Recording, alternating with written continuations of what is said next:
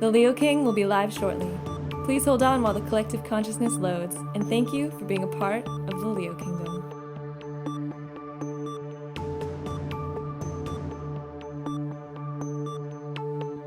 The Leo King will be live shortly. Please hold on while the collective consciousness loads, and thank you for being a part of the Leo Kingdom.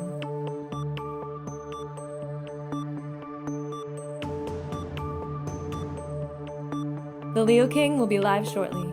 Please hold on while the collective consciousness loads, and thank you for being a part of the Leo Kingdom.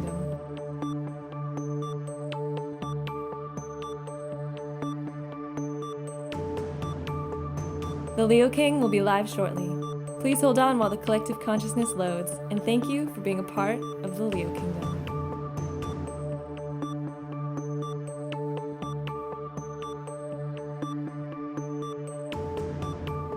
The Leo King will be live shortly. Please hold on while the collective consciousness loads, and thank you for being a part of the Leo Kingdom.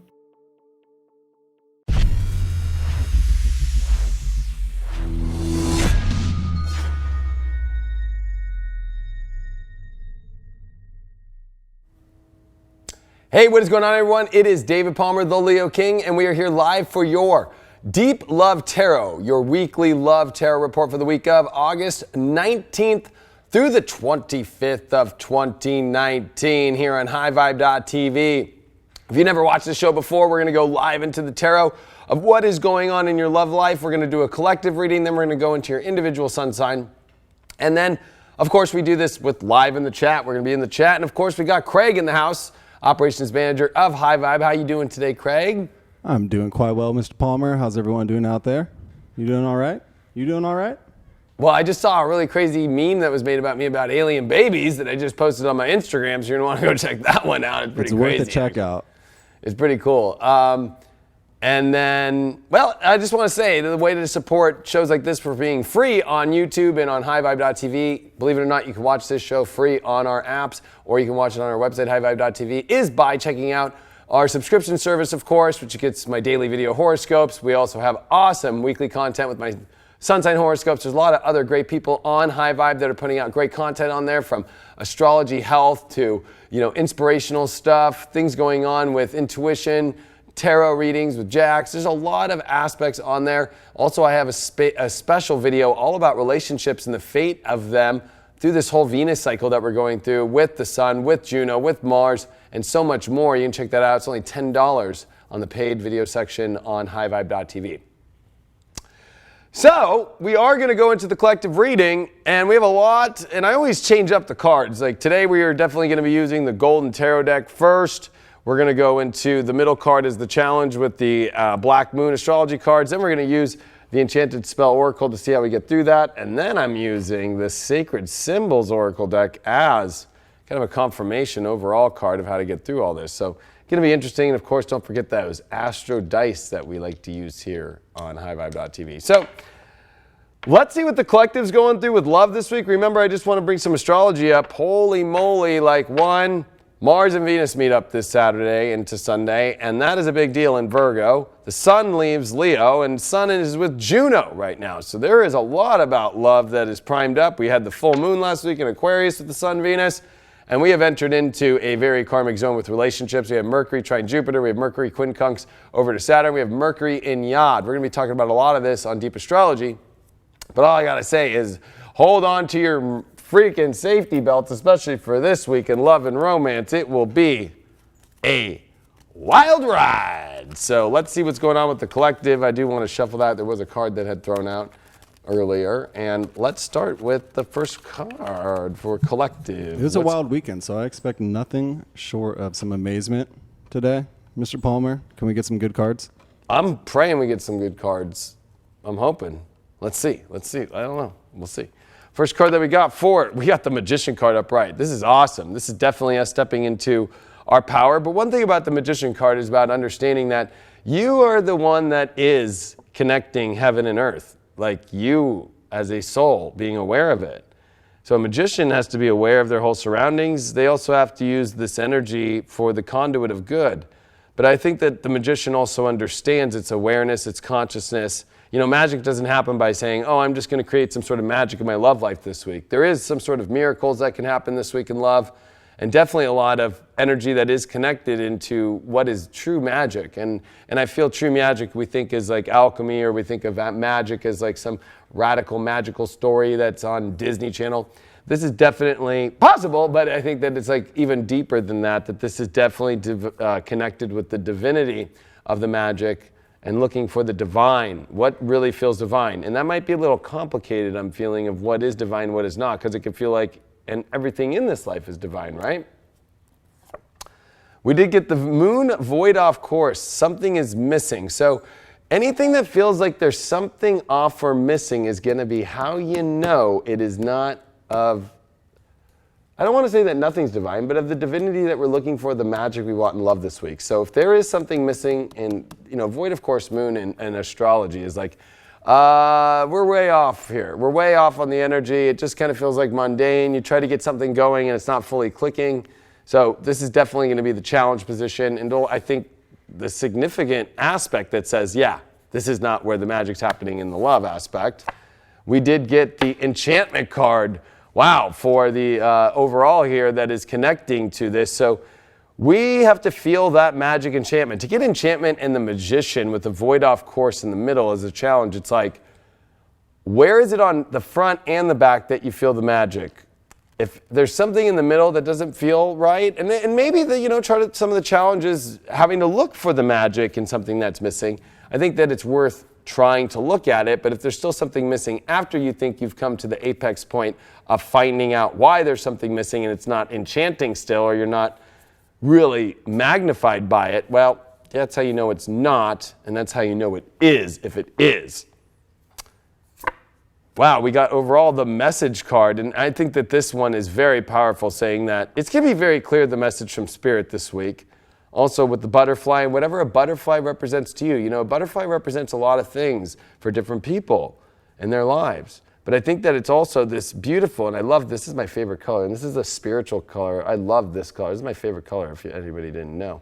But this is definitely saying that, if it's missing the spiritual, beautiful connection that honestly really feels like it's taking off. I love the butterfly because it comes after a transformation.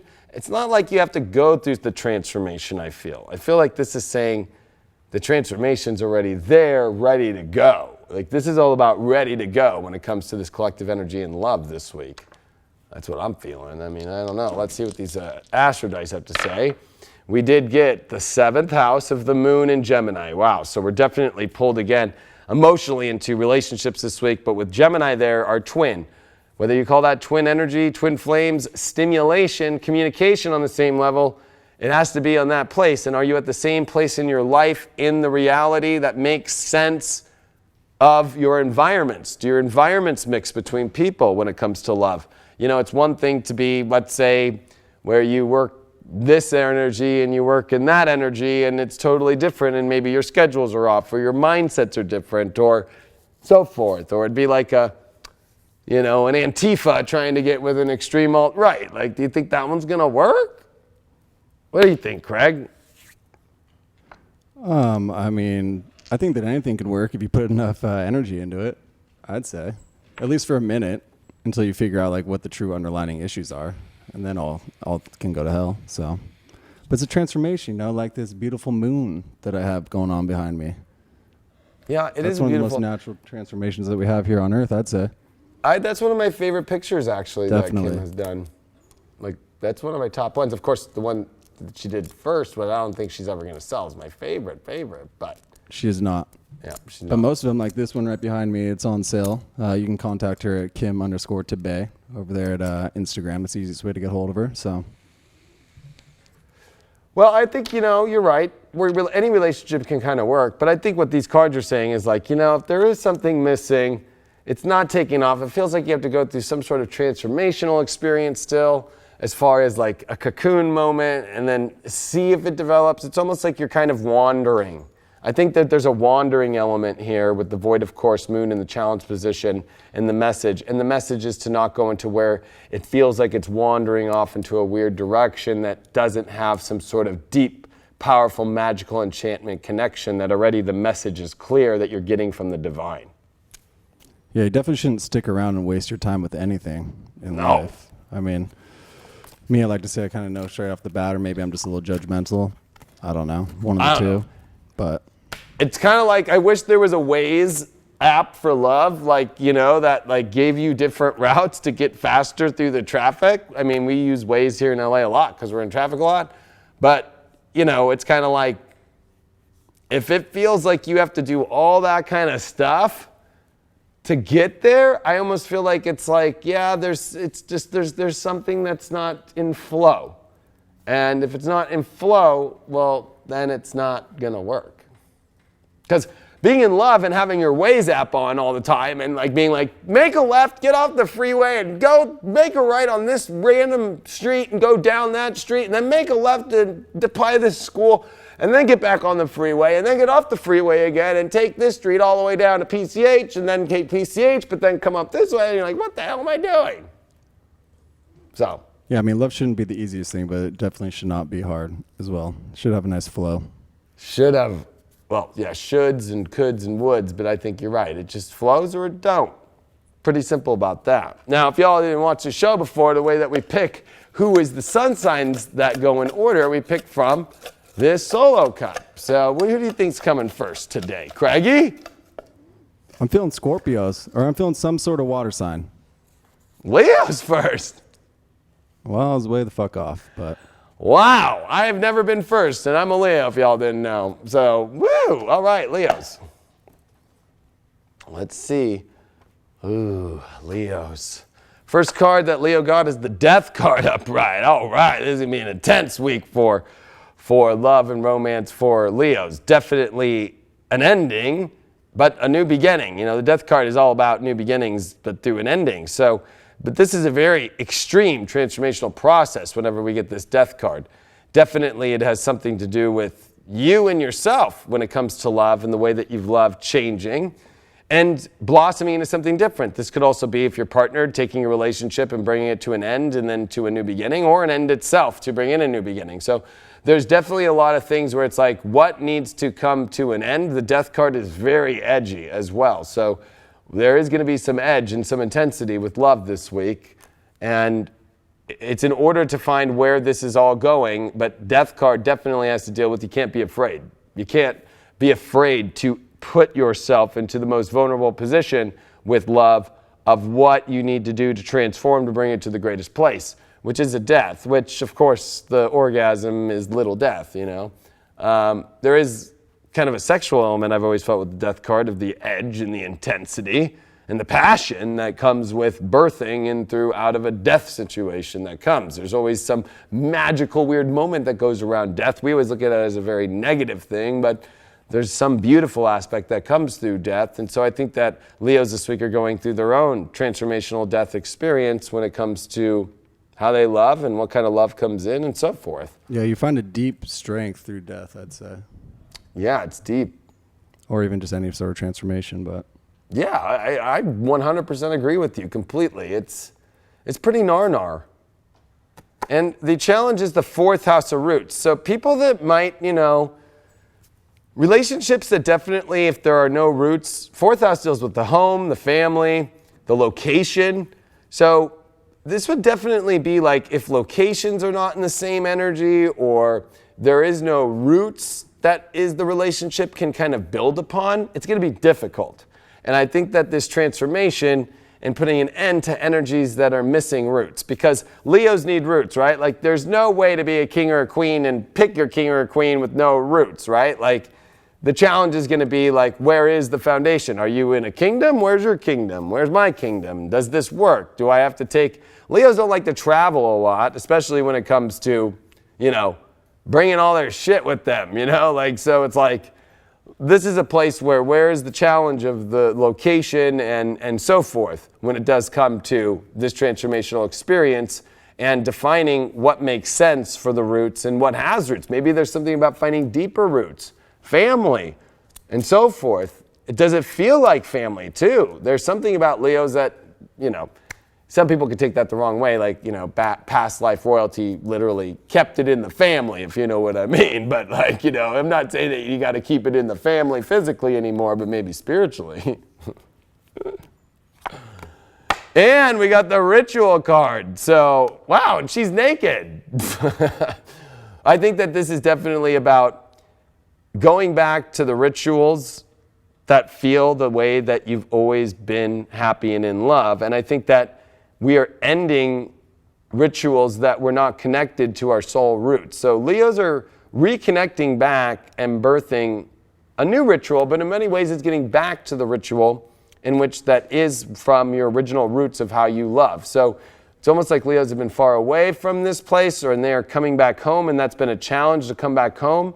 And the transformation is to come back home into the way that you've always loved and to re-bring that new root up in a new way. That's going to be really exciting, but also, I think, challenging for if it doesn't make sense in the locations or anything dealing with even emotionally, right? Like Leo, if emotionally you're not into it, or if they're not emotionally into you, like, not going to work out too well, because that's not a ritual that you want to continue doing, and that's what needs to end. The overall card is the magic card. This is a magical week for Leos in love. If it's got that emotional connection, that root and that foundation, and you getting back to your old rituals of definitely back into getting out of and ending the rituals that were feeling like there was some emotional disconnection, you will see the most amazing energy come together in love and romance ever this week. And I think that there's an extremely positive aspect for Leos on this. So, whew, let's see what these dice have to say. We got Capricorn, Neptune in the second house. So, yeah, this is about spiritually only building anything romantically that has a purpose, spiritual purpose.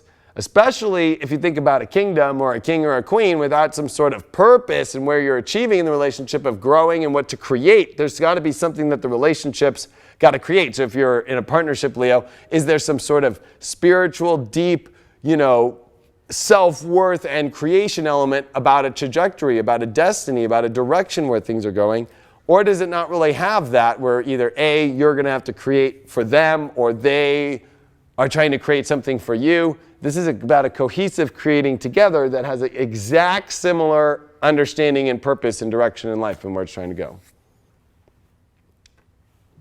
How do you feel about that, Leo rising? Leo moon? I feel good about that.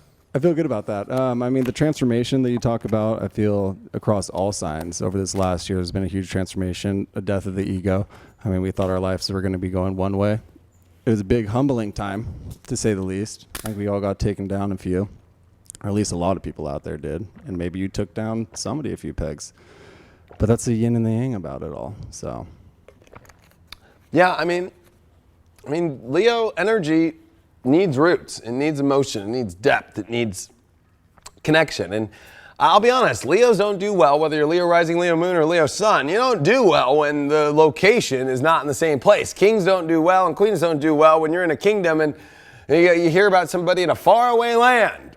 You know, it's like, oh, that's where Venus is detriment in the 9th house, of course, in Aries. So Leos don't do well when energy is foreign and too far away. And then, you know, in the old days when it came to kingdoms, right, if you were like arranged with a lover through a situation, whether you were in England and trying to marry someone from France or something, it would just basically show up and then you'd be like, well, there was no Facebook, there was no Instagram, there was no dating apps. It wasn't like you had a picture. There was usually a drawing, but, you know, they would always like make the drawing of the person look really good. And then they'd come and then you'd be like, what? Who's this? This is the person I'm meant to marry. Oh, God, no.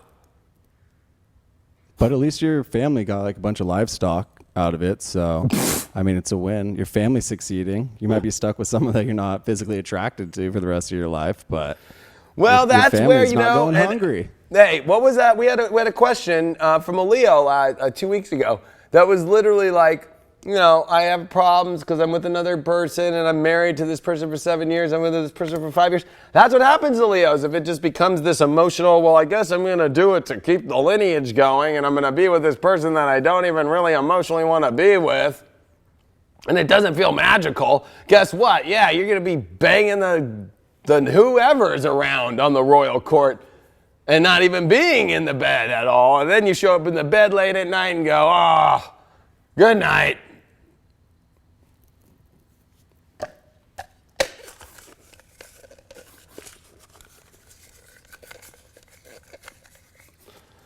We got Cancer. Yeah. I was one off. Yeah, you were one off. I was there. You were one off. Leo, Cancer. We got the sun and the moon.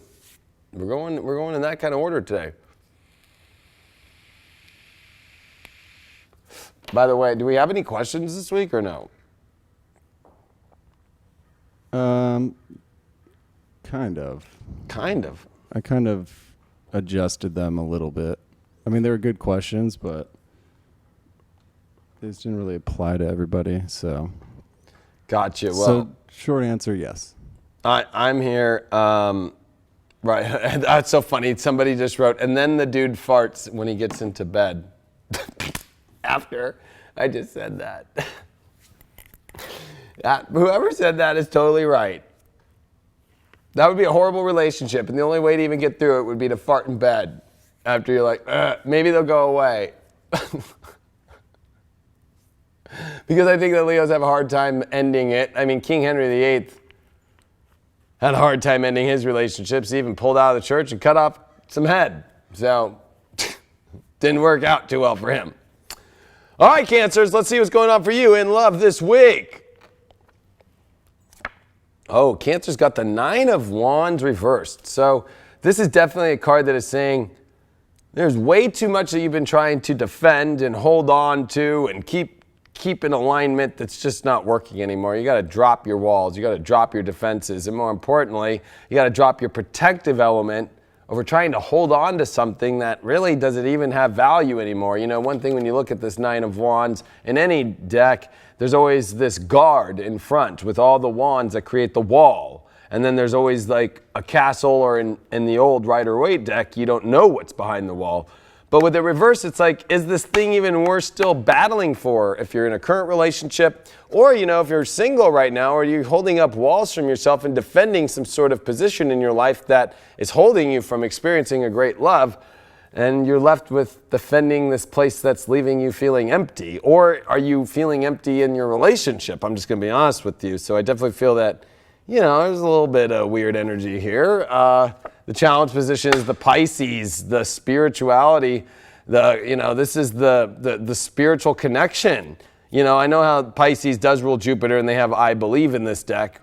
But maybe it's like the challenge is that you're believing in something that is so imaginative that's not real, and you're believing that it will come true, but it really is not. So there's some aspects here of your, you know, the challenge is your perception and your spiritual beliefs of these relationships and love situations this week that you're defending so hard are not really showing up. So I would definitely throw some relationship issues up for this one.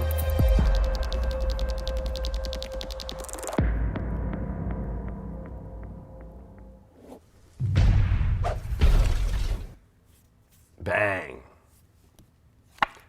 Then we got the shine card. This is your time to shine. Get out there. Single Cancers, get out there. Get over your old weird hiding. Another part about this too, if you're coupled, Pisces as a challenge is hiding in behind some fence and holding on to something where you're not shining, but you need to get out there and shine. Allow the energy of what you want to have in your life to come in. It's a big deal. There's a time for you to get out there and shine and show yourself, because I think that you're buried yourself into a place where you're not truly shining. And that's not going to be good, especially for love aspects. And I know this is hard for Cancers. There's so much going on in Capricorn, with but this is a time where we're moving into Virgo. This is a time for Cancers to go out there and show, communicate. And Mars and Venus in the 3rd house, the environment you're in, do you really shine or not? Overall, you got the meditate card, but this is a meditate card that shows that you are entangled in a mess. And I think that the mess is your beliefs of an imaginative place that you've held on to for so long that is not working, whether that's in yourself from holding yourself back to the relationships you're in that are really entangled and where you're not able to shine fully for what you want to be because you're entangled in this belief that this defensive state of something that is not worth defending anymore is holding you back really intensely. You did get Sag Neptune in the 4th house. This is definitely about expanding the spiritual emotions in your foundation. This is also looking at your location and making sure that it is spiritually sound, that actually is expanding your life and actually giving you the truth. I think that this is definitely a time for you to expand your spirituality and tap into your intuition of your emotions and go, are you feeling that there's something more out there? The negative of these dice are saying that maybe you are delusional about beliefs of what you are feeling or what another person is feeling, and maybe you need to re-examine those belief systems and go, hold on a second. This is where we need to really see if this is something that is taking me to where I really want to go, or is this even really real? Are these delusional beliefs that are not meeting my emotions? That's a lot to go through this week, Cancer. A lot. At least they got something to build on. There's a little foundation there.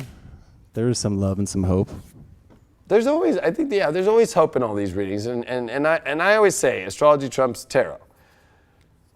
But, you know, there's definitely something about all this. I mean, no sign, maybe Leo's when Saturn and Jupiter are going to be in Aquarius, but there is no south node, there are no eclipses. But the fact that there's eclipses, south node, Saturn, Pluto, Jupiter all meeting in Capricorn, the biggest Capricorn transit of our lives is about to come, and Cancers are in the opposite place, and that's their relationship house. Cancers are definitely in the most intense relationships situations than any other sign. Well, that kind of goes to one of the questions that had to do with the eclipses, and now that whole, that's all done, and it's been cut off, you know, from last year. Is this a good time to love? It's a wonderful time to love, but I think that people have a lot of PTSD from what's happened over the last couple of years, of the truth that's been revealed, of the true heart. Hell yeah. Huh? I said, hell yeah. Yeah, I mean, and I think that people are a little afraid to really see what's there, and I think that there's a lot of options. And, you know, I've been talking about this for months with the eclipses, like follow the emotion now, get out of situations that are not feeling. That's where you're gonna have an alien baby. And alien baby is doing something that you don't really wanna do and putting yourself in a place that you don't wanna be. And the next thing you know, like, you know, there's something that just shows up that you didn't want. And I think that right now, you know, like it takes courage. This is the end of Leo. This is moving into Virgo, and then it's reality check. It's like, here's your reality. Mars, Venus, in Virgo. Here you go. And I think that, you know, a lot of this is like, people got to really use this energy. And Venus and Juno are conjunct. Yeah, like this is an amazing time to mirror the true love. But if it's not mirrored back to you in the way that you see it, like it's pretty damn clear what you got to do. But I don't know. People are freaking terrified of this truth when it comes to relationships. Terrified. A lot of people were rattled. I know I was rattled last year, so it just takes time, I guess. We got Virgos.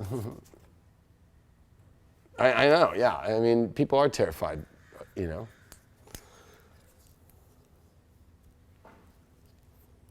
Not all babies are aliens. I would agree. Although all humans are aliens because we don't know who the fuck we are as a species or why we're here. So we're the alien. Alien is an unknown entity. Huh. You think that we know who we are? Maybe we're all alien babies.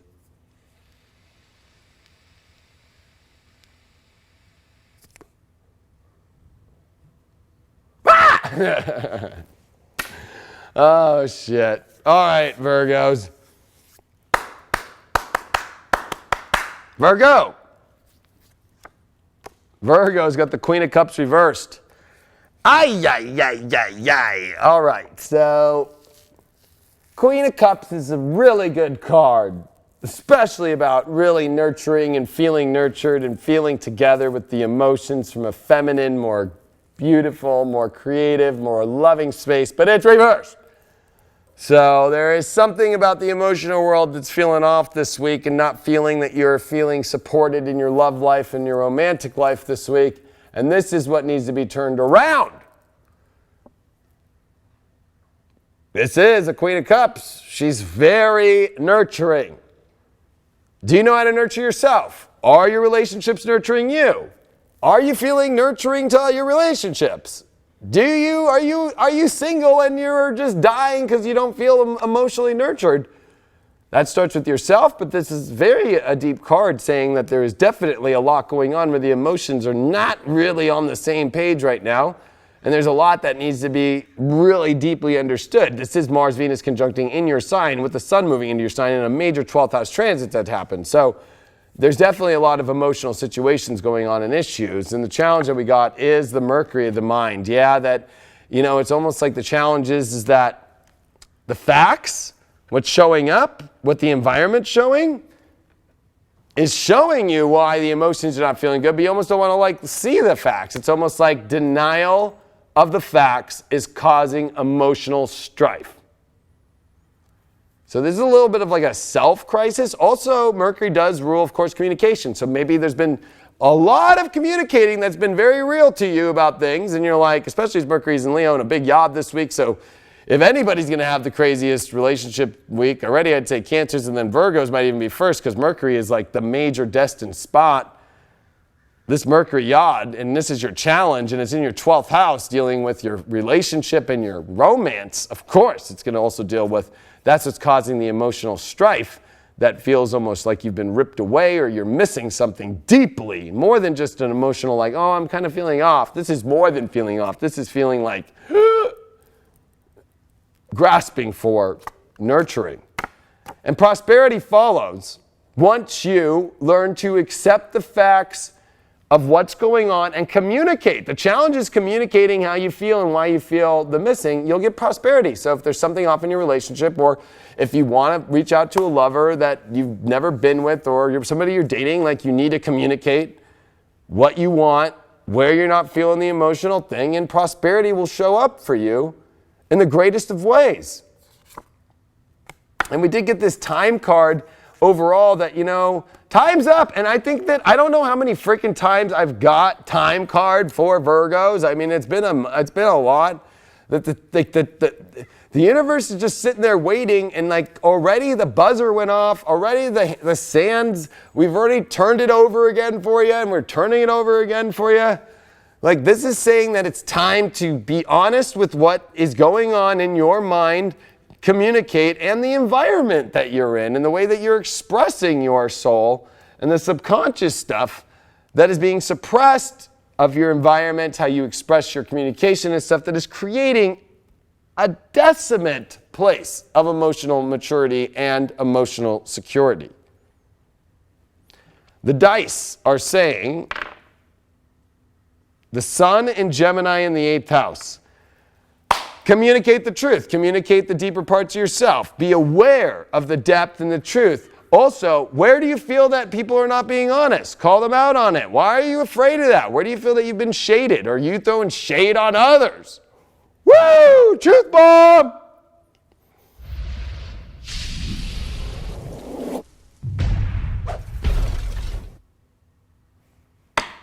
So do you have any tips then for people that maybe, say they've been in a relationship for a while and there's been an issue, but they haven't voiced it at all, because it wasn't really an issue in the very beginning, but like over time it kind of just starts nagging at you. Like, how would you go about discussing that with your partner that you've been with for like a long time? I mean, let's say we're on the Titanic and you and I are the captain and the first mate, and we know that we just hit an iceberg. Are we going to lie to all the people and tell them that everything's fine?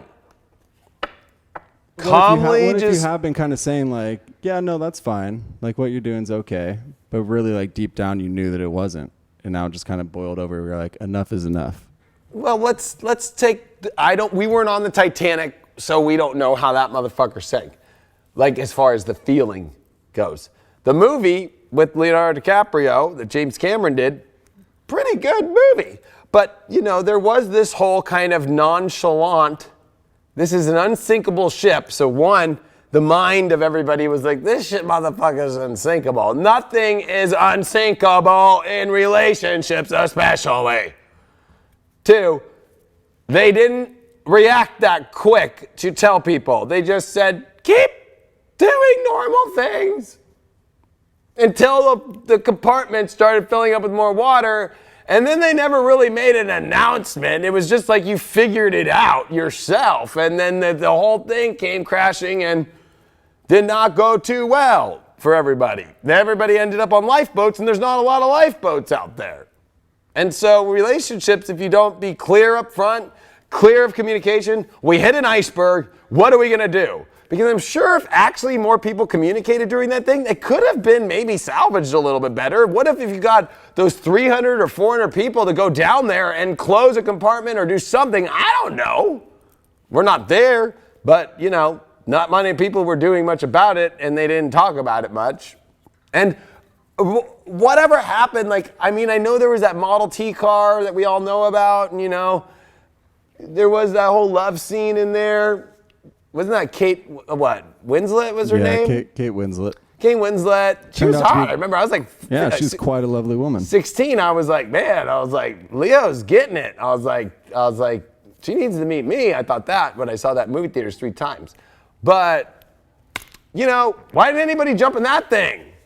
I know you can't drive on the ocean or anything, but maybe that thing would have floated. I don't know. I'm pretty sure it would have sank. I know that.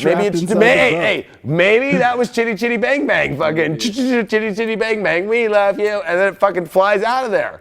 Maybe if there's some communication, if that somebody said, there's a Chitty Chitty Bang Bang for us to get out of this situation in this relationship, flown away. Maybe some of the fans here have never watched Chitty Chitty Bang Bang. I love Chitty Chitty Bang Bang. Yeah, a good friend of ours, D'Lo, once told me, it doesn't matter what boat you're in, you can always get out. And that resonated with me. I like that. D'Lo's got some knowledge. Apparently. It's crushing it. Well, this one just, there's a big one that just keeps popping. Did you make Scorpio big? I mean, Scorpios are bigger than life, so just no, we naturally. got Aqua. But I'm just wondering, because there's one in there that's like huge and everyone else is little, and so I feel the bigger one and I'm like, eh. I mean, yeah, that's life, I guess. Ain't no party like a Scorpio party. I don't know. Do people remember Chitty Chitty Bang Bang? That movie was super hot. Well, which movie? Are we talking about Chitty Chitty Bang Bang or are we talking about Titanic? What did we pull? We pulled Aquarius.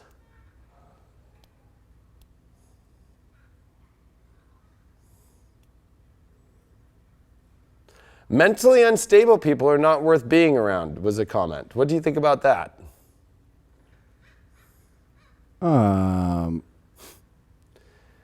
I think if anybody is around, it depends to like what extent. I mean, what did they do to you? Well, is it just like overpass traumas or what?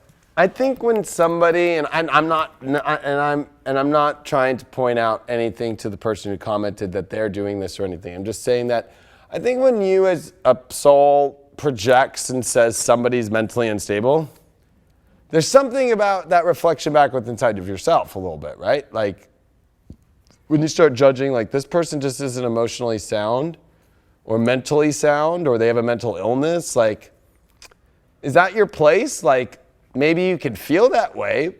That's fine. But I think if you start defining as the problems are because of that and only looking at it as one-sided, and, you know, there's always going to be in a relationship 2 parts of the story. And I think a lot of people always go, that bitch is crazy. That motherfucker dude is crazy. That, you know what I mean? It's like, I mean, it could be something that you're doing to make that person crazy. They could just be fed up with your shit. That's what I'm saying. There's always a reaction in this universe, the cause and reaction. And so what's causing the mental illness? Maybe it was prior to you, but if you got into it knowing that, why did you stay in it? Do we got Aqua up? Boom. We got that Aqua life. I saw nobody talk about Chitty Chitty Bang Bang.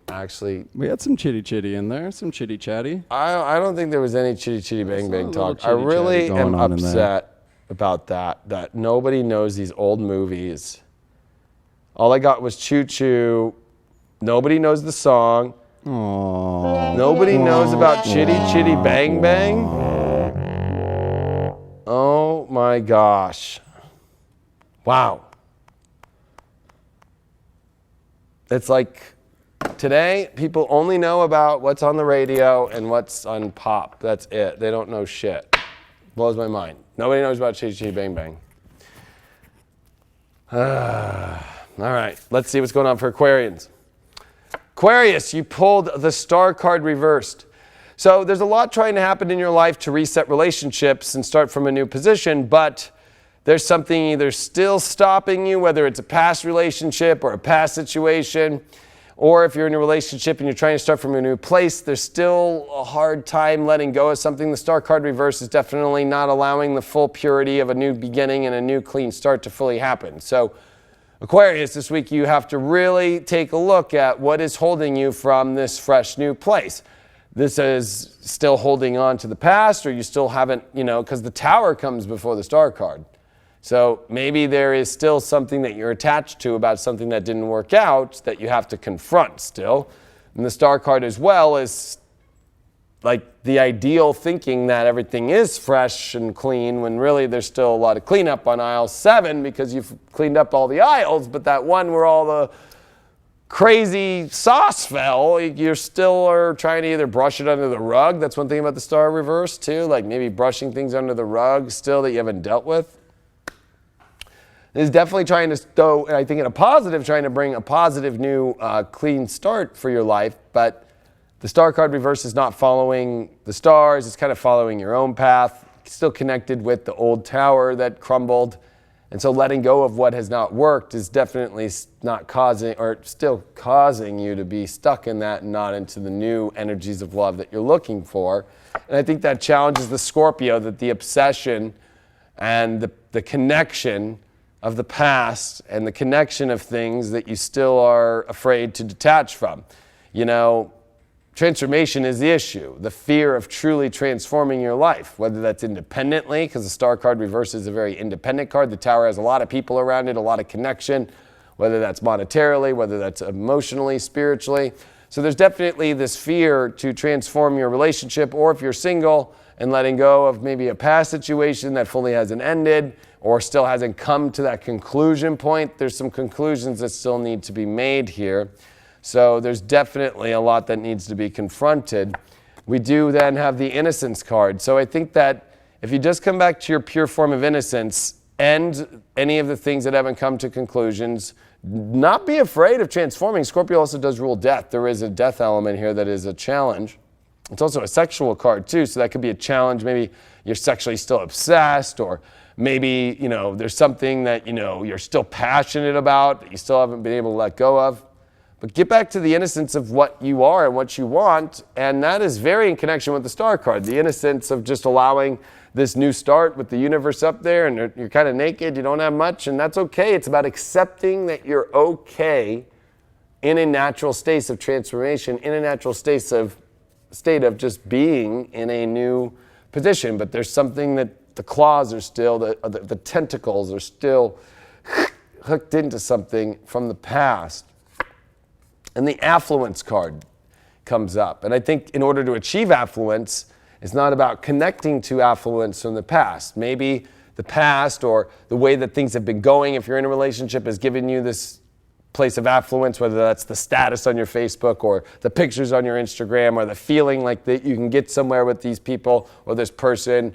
Or if you're single, you're afraid to really see what the affluence of connecting to somebody else is and having your own energy. Although Aquarians are not ones to just kind of be loners. They always are around people all the time, believe it or not. You might think that they are always, not, but they are around people a lot. All the air signs are.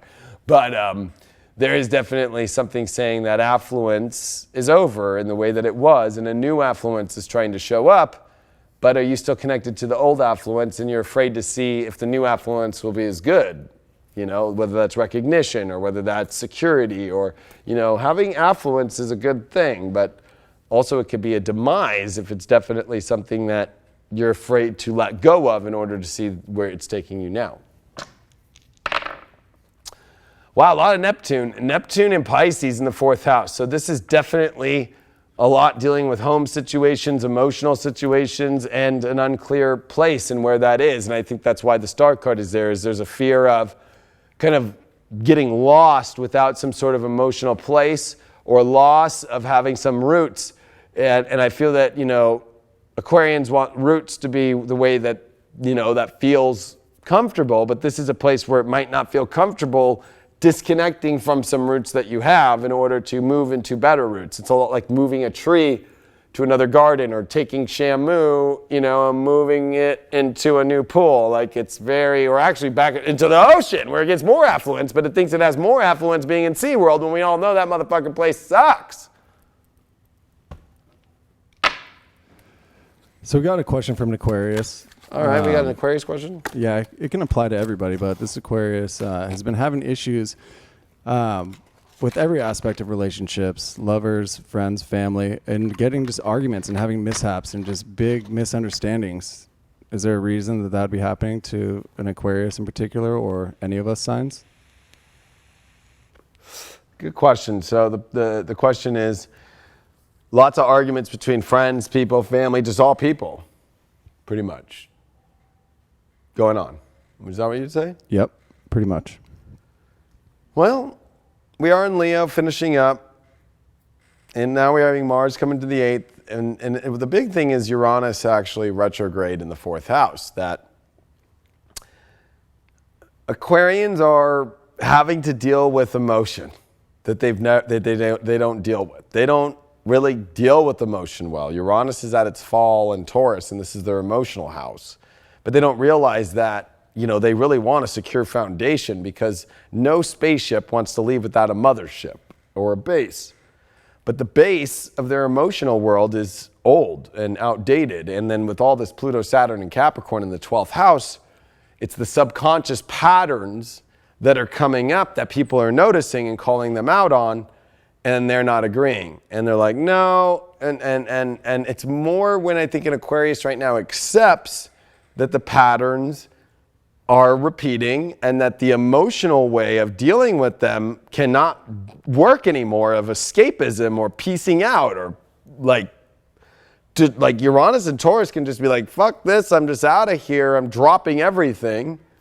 This dropping everything kind of element creates nothing to follow with you, which I think is the fear of a lot of Aquarians, is there is no escape route or some sort of emergency exit that they're used to having right now. And I think it's because they've used the emergency exit more than any other sign all the time. And the universe is saying, no, emergency exits. How is humanity going to become humanity if all humans just want to exit the earth whenever they want? Like, if we're going to all come together and create a better world, like, you've got to be the leader. You embody this understanding of how people are. And we're all trying to get over all of our patterns. So Aquarians are the representative of how patterns and escapism, of piecing out and wanting to. And I'm not saying that all Aquarians do this all the time, but there is a quality to this. And there is also a quality of this transit through Cancer. All this North Node energy and the eclipses that were there, that was like, hey, this is reality. You're going to have to deal with it. You just can't be living in la la land anymore. And you got to deal with emotion. Again, there's a lot of dealing with emotion and reality, and that's not a place that Aquarians want to be. Aquarians would much rather be in their own world, but they're being forced into the emotions of other people and other situations, and then they just can't have an emergency exit all the time. So it's adapting to the people that are around them almost. Yeah, that are either calling them out or that are displaying to them their own patterns, and they're seeing it and they're becoming aware of it more than ever. And then the reaction is to leave, and peace out and just disconnect. But that's not really working anymore. So Aquarians are kind of going through a weird space with that. And I think that was our first, she's actually in the room. Shout out to Shade. She said that we answered her question, so that's cool. She's in here watching live. Boom. Thank you for the question. And that's the type of questions that we're looking for right there. That it's is. broad, it's specific, but it's broad. It can reach everybody. So I've been getting a lot of ones that are specific to your exact degrees. And again, not going to answer this. We've got Scorpio. All right. Let's get that party started. Scorpios.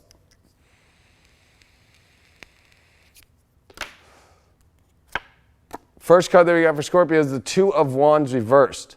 Now, this is not a bad card. Two of Wands definitely is the world that could be in your hands with love and romance.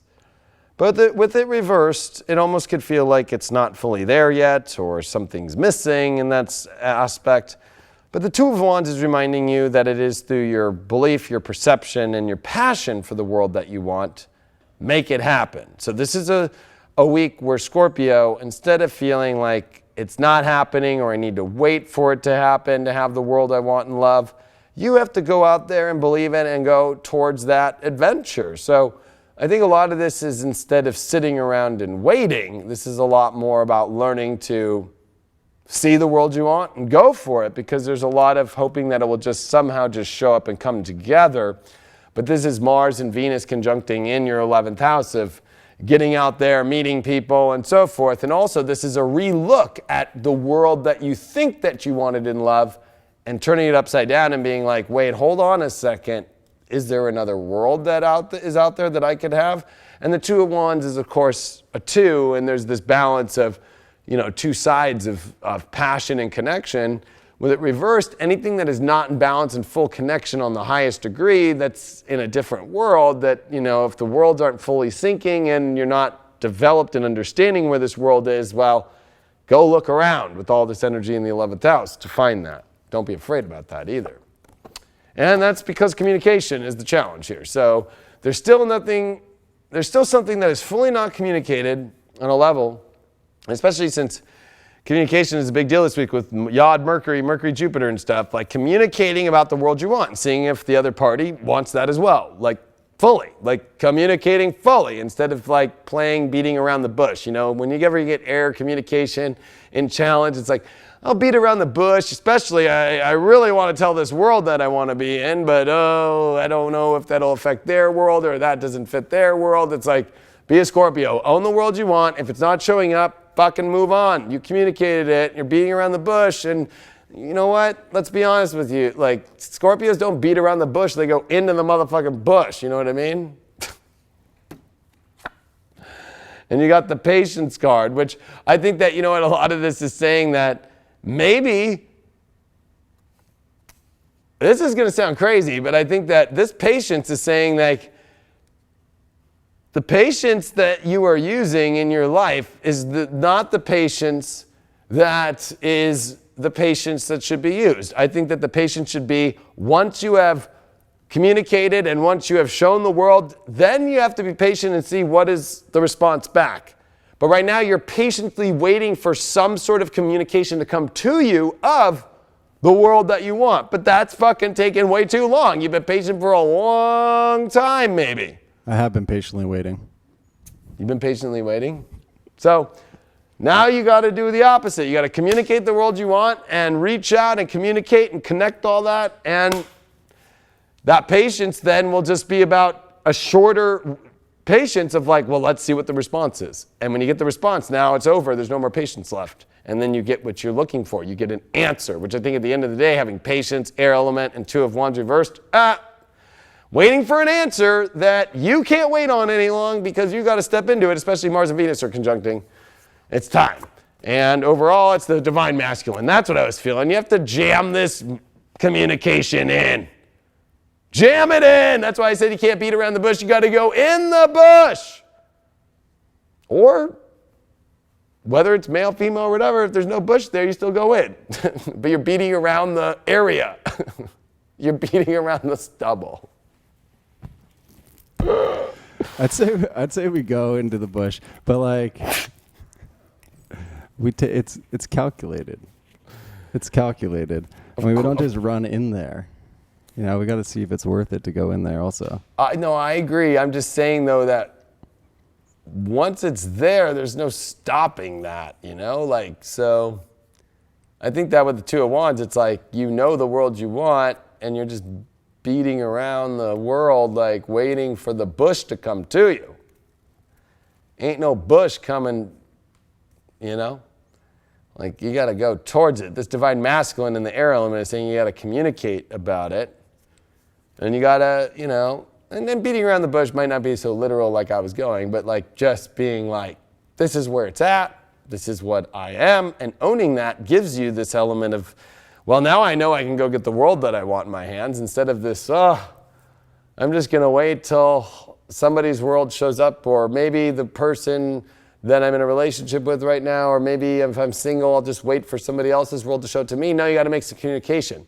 Maybe you need to send a message out. Maybe you need to put out like, hey, I'm single. This is the world I want. What's going on? But, communication for Scorpios, it could be a little bit, like not wanting to reveal too much. But, that's the mystery of Scorpio. But this is about being clear on it so there's no more mystery. I think this is going to be intense by Wednesday when the moon comes over Uranus and Taurus and makes, we're going to get another Leo sun and moon in Taurus. This is going to be gnarly, especially with career and where you're going in life and relationships. Makes a lot of sense. I just rolled right here. Oh, okay. We got the 7th house sun in Taurus, which I was just bringing up Taurus.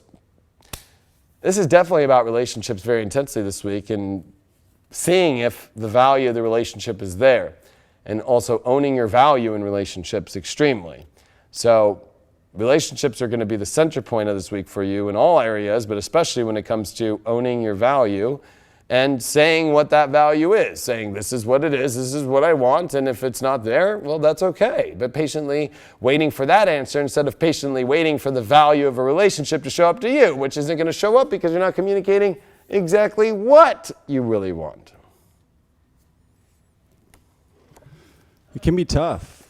Communicating with people that you actually care about can be really tough because you don't want to lose them. You think that something that you say might kind of scare them off, but I don't know. We're always transforming and the universe is always expanding. So you just got to kind of roll with it and fucking see where it goes.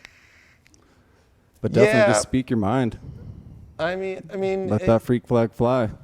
I think it's like, I get that. It's a sensitive thing, but at the end of the day, don't you want to have the answer so at least you can move into an energy that makes sense and to where you're not patiently waiting around for an answer that actually might never come because that energy or that person might not even know that answer is supposed to come? Ooh, you got to ask the right questions, I guess. That's what this is saying. And I think it's about being direct with the divine masculine on the air element, like, this is what it is. Bam. Somebody just said, bingo! We got Pisces up. Pisces! That was an interesting one.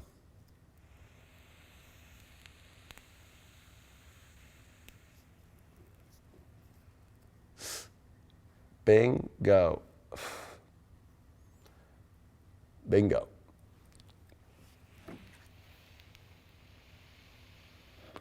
People are saying, damn, Craig, why are you being so sexy? Hey, that's just me. But thank you.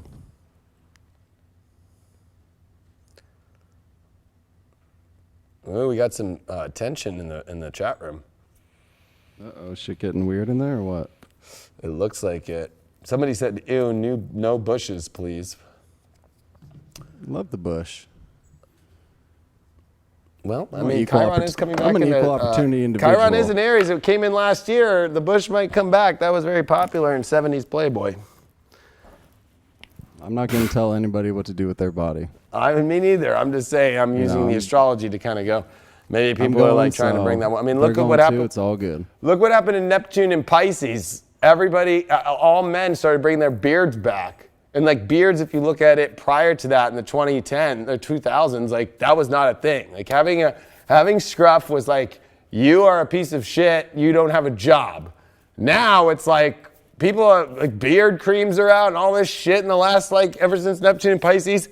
You watch when Neptune leaves Pisces, it'll be like you need to be clean shaven and that's going to be what looks good. But right now everybody's all like, yeah, all the women are like, I love the beards. But you watch, that was Neptune and Pisces when it's out, I'd be like, whoa, beards? I can't believe you used to have a beard.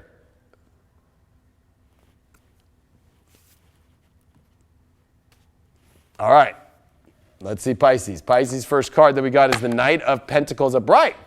So slowly moving towards more of what you want in a relationship, but putting it out there of your value and slowly treading. One thing about this card too is, you know what? You can really manifest something great in a relationship by putting out what you really value, and you just have to do it slow. You don't have to run towards it, but also putting it out there, maybe feeling better, maybe taking a night to actually like go out and put on something sexy and kind of show off a little bit, but maybe you don't need to like go run down the street with it, but definitely this is a week where you need to show what you really own in your value and what you could be, what are you working with? You know, I think this is gonna be a good energy for Pisces, definitely. But it also is like, you know, you have to stand your ground and be like, hey, this is what I want. So this is like a knight that's got the courage to deliver, you know, that's been sent by the king or queen to come out to that battle and be like, this is like the value, we want this, we want that. So you're gonna have to be very clear what you want this week, Pisces, because there has been some unclarity, or you might be afraid of actually saying what you really want. Like this could be also you at the same time, like really starting to be like, everything that I want showing up, it's slowly showing up. All I got to do is not be afraid of it and keep moving towards it instead of backing away, because Pisces can back away. Wow. The challenge is the 7th house. So we have got definitely to put up some relationship issues for this one.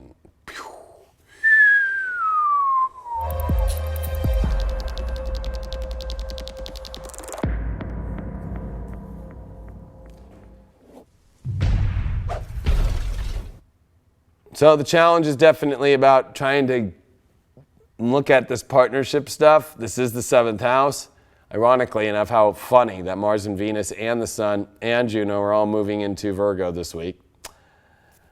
That is a lot of combativeness about relationships, and also forcing the issue is. So if you've been single and you've been single a long time, this challenge is you're not moving towards it. If you're in a relationship that you're not like, you're not moving towards the relationship truth of the value that might not be there, or you might be a little lost in the value or whatever, but there's definitely going to be some major challenging aspects for Pisces when it comes to, you know what, moving towards what you want and saying what you want. But also there is this kind of deep challenge with partnership alone and the fairness, or if it's extremely connected to the values and what you want. This is also about not being afraid to own your value and move into the space you want to without partnership. So maybe if you're afraid of leaving a partner because you rely on them for money, or you rely on them for this, or you're going after partners to rely on them for some sort of monetary means or some sort of worth that you can find in yourself through them, that's definitely a place not to go.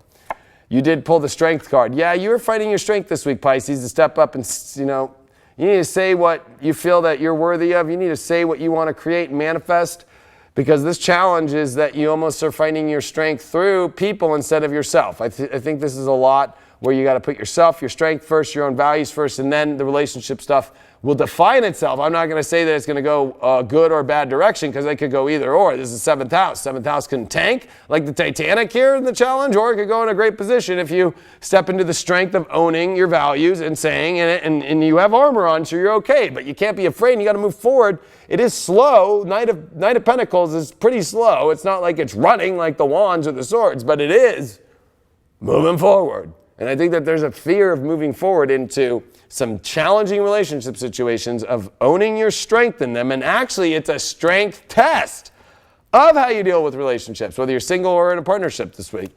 And we've got overall the gratitude card. So I think that it's like, be grateful for what you've got, but also take stock at how far does the gratefulness go to where, you know, is it at the place now to where you're maybe grateful that it got you to understanding your strength and what you really want? Or are you grateful of the time that you've spent alone and now it's time to go find your strength in a relationship that you haven't been? There's a lot here. There's a lot to be grateful for, but that doesn't mean you still can't have what you want, and you can't have the strength to say what you want or do what you want. I don't think this is as much as about communication as much as more about physically owning it. Like, hey, like this is how it is. Like, and putting it out there and seeing what happens. And like, I'm grateful for you. I'm grateful for what's happening. I'm grateful for myself. I haven't been in it, but I'm going to move forward in this direction of my strength and see what happens. I dare you. It'll be pretty intense. We did get Uranus and Taurus in the 10th house. So, ooh, yeah. Uranus is in Taurus naturally. This is teaching you to communicate, and especially this 10th house of, is this the ultimate goal and location and place that you really want to be with partnerships? I think that this is taking you to new leaps and bounds with your self-worth, new leaps and bounds and new frequencies of how you're emitting what your path is. This is about new destiny, new paths for Pisces, and it's almost the denial of trying to fix the old path. The old path ain't working anymore in your relationship life, whether you're single or in a relationship, and you have to find a new path that is much more tapping into your own value of what you can create and communicating, since Taurus is your 3rd house, in a new way. And also the environment you're in is it is worthy of getting to the attainment of what you want in a relationship. Or are you in fucking Cowtown when you want to be in the city? Or are you in the city and you want to be in Cowtown? What the fuck's going on? So I just asked for a live question while we're in there. And Heather asked, what can we expect from Aries in Neptune? Well, last time was Civil War. There you go, Heather. Civil War. Oh my God. I'm sorry, I thought that was hilarious. You just said, there you go. There you go. So maybe some rough patches. Neptune definitely has a hard time in Aries because it's a Mars-ruled energy, and Neptune's very forgiving.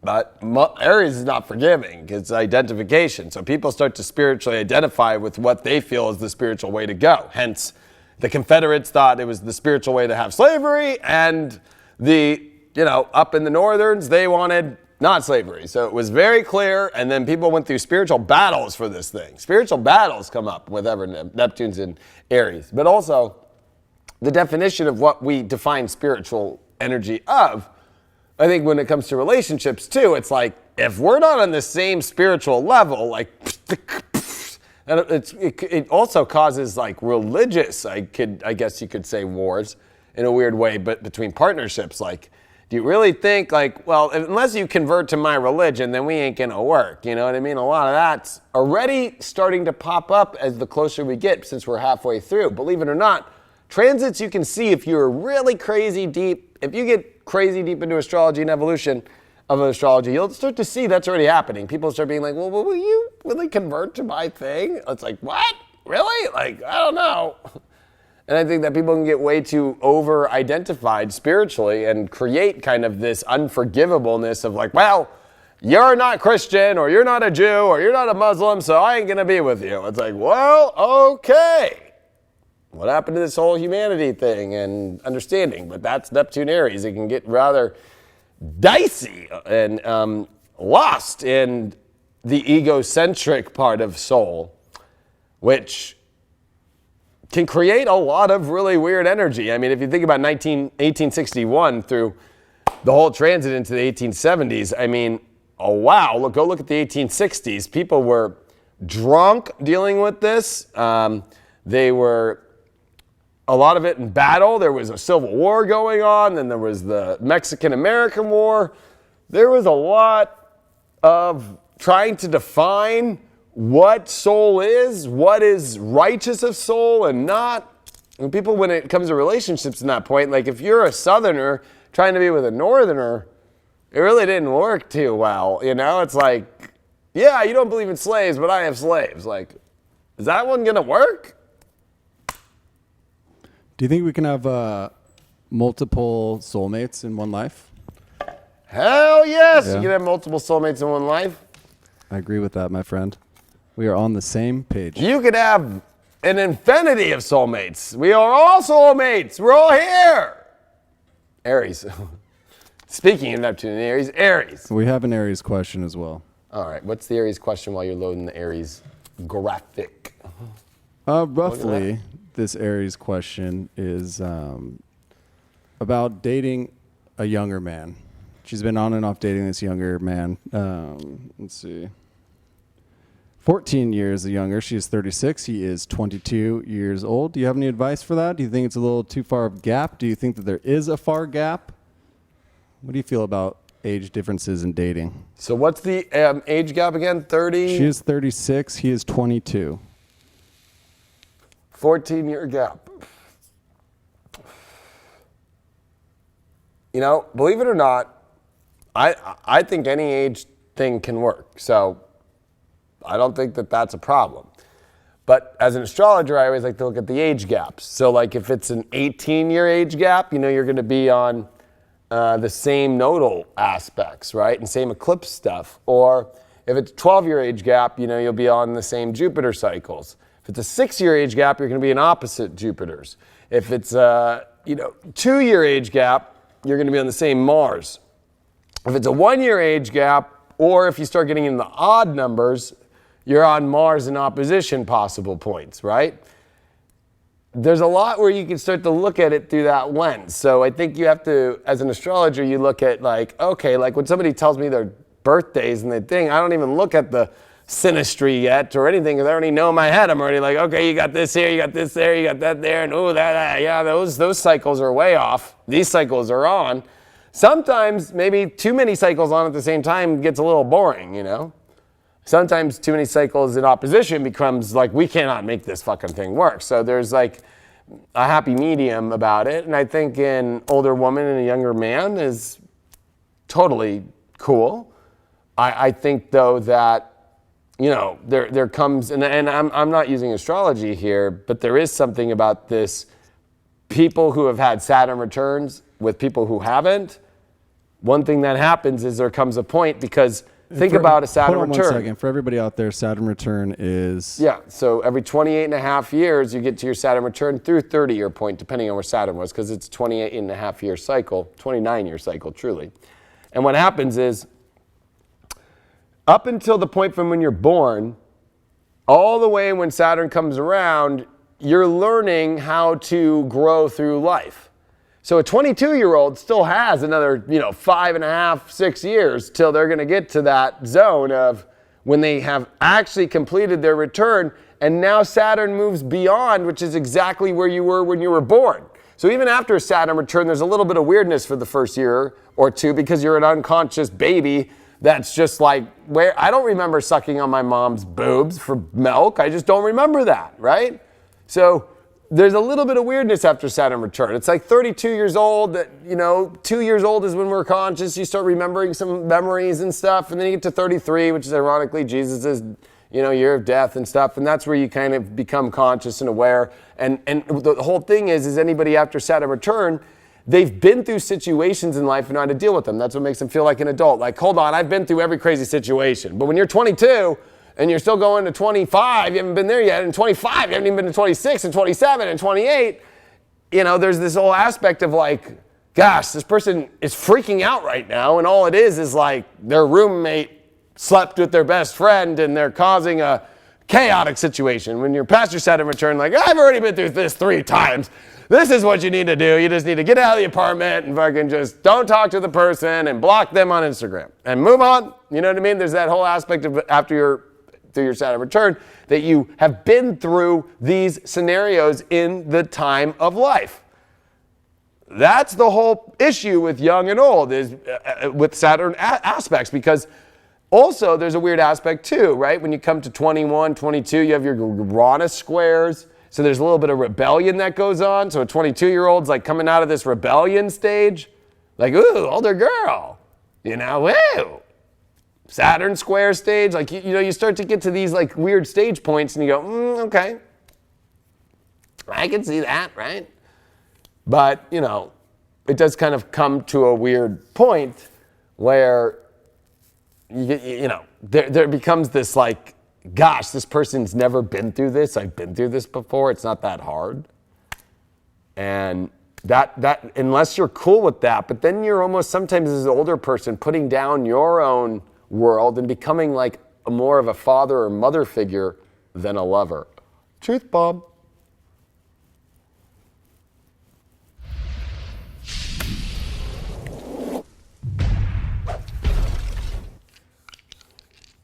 All right, Aries. Let's go with Aries. Aries got the Wheel of Fortune reverse. So fortune is not on your side. No, I'm just kidding. I think that you've been waiting so long for a lot of things to happen in your relationship world that the universe is like, you can't wait anymore. Like, let's take the wheel and let's spin it your way. And I think that this is taking, your own fortune into your own hands. But also the Wheel of Fortune reverse is kind of a little unfortunate, just in the sense that, time of destiny in life has kind of landed on a spot where you need to make a move. You need to make a choice. And almost not wanting that and waiting for maybe, it's kind of like being on Wheel of Fortune, the game, right? And being like, it lands on bankruptcy, and you're like, do I get another pull? No. You got to deal with this right now. How are you going to deal with what it's landed on in your life and relationships this week? And maybe it's more fortunate that you got bankrupt, because maybe you were about to use all your money on the last part when they do the guess the word, whatever that is, the final round or whatever, and maybe you still have a chance to win. It doesn't mean that you can't lose. That's one thing about Wheel of Fortune reverse, is it doesn't mean that you still aren't going to get fortune, but you have landed on a spot that is determined and destined for you to make a call in your life. There's no waiting for it to kind of happen, and it's about what you do with where it's landed in your life in a relationship this week. And you got Black Moon Lilith as your challenge card. Black Moon Lilith, holy moly, okay? The mysteries of the depths of, I always say, Black Moon Lilith reminds me of like that energy where you will do it no matter what. And I think the challenge here is that you're not stepping into the power of what you really want to do. Like I use the example with Lilith as, she's basically is like, fuck you, God, I'm a feminine, I'm doing what I want to do, and you can't castrate me.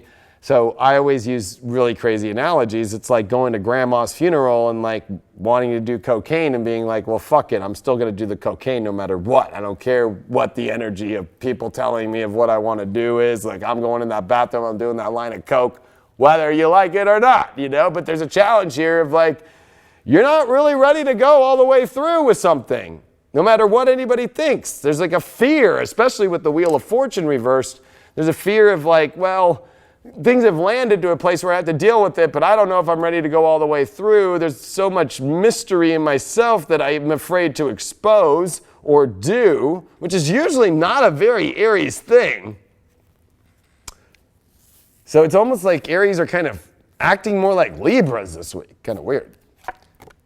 And faith. I think that a lot of this is saying, hey, you got to have faith in doing what you feel that you need to do where the wheel has turned in your life. There is no more respinning at this point. You've got to now make a choice in relationships. You've now got to expose the truth of what you really want and what you really want to do that you've been holding back on. And you got to have faith that that's all going to come out the right way. Overall, you got trust. Wow.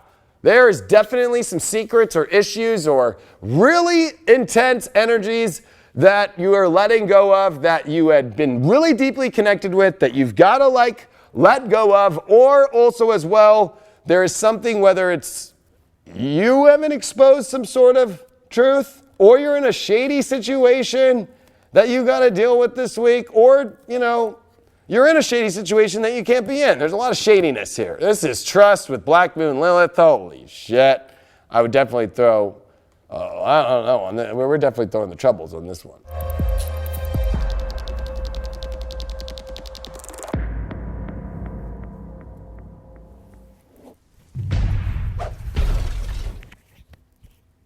I like how somebody brought up Limp Bizkit Faith. That was a good remix. I mean, the original Faith was good too, but. Yeah, nothing beats the original. I know that. Well, so says the cup flying in the air. Did we just lose all of them? No, we did not. Okay. The dice are saying the first house, Capricorn, with Neptune. So much Neptune popping up.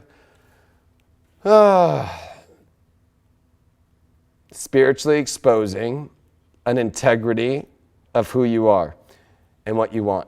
I think that Aries are having problems with owning the integrity of their true soul. Also, we got Neptune, trust, Black Moon Lilith, the mystery. You're not exposing your full integrity. And this week, you do expose it. You do show off what is your integrity. You might have to bring up some really weird things. You might need to bring up some things that you didn't want to bring out. You might have to bring out some truths that you didn't want to bring out. Maybe you don't really feel the way that you've been telling people, or maybe you haven't been exposing to somebody your real full emotional self. There's definitely a lot here dealing with exposing something that definitely you have to have faith that it will all go the direction it's supposed to go by just being real and exposing that truth and seeing what happens. Because if I remember correctly, wasn't like the second half of last year for Aries kind of triggering a lot, like the decisions that they made and the people that they aligned themselves with around that time is basically gonna ring out for this year and going forward? What time was that again? I mean, it was after we got back from tour, that whole situation. Well, I mean, it rang out for them this year with the double full moons in Libra. It rang out for them last year with a Mars retrograde that came in Aquarius, which deals with their 11th house. And there was eclipses there with their 5th and 11th, and like choosing their love or where almost like getting lost into other directions that pulled them away from love or other people or other social circumstances, with the squares to Uranus of not truly understanding the value of, you know, maybe love and getting in some really crazy fucking places. And I think Aries kind of have also Venus retrograde in the 8th.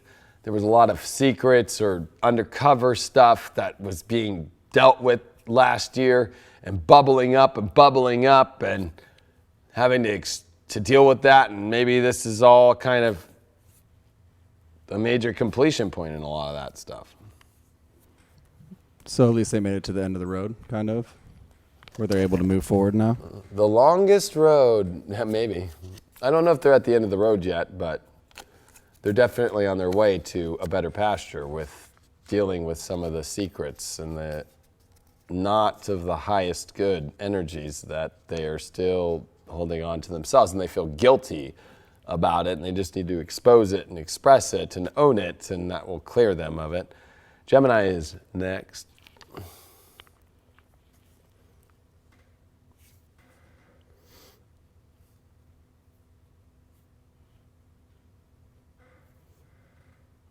Somebody's like, not all Scorpios are shady. Not all people are shady.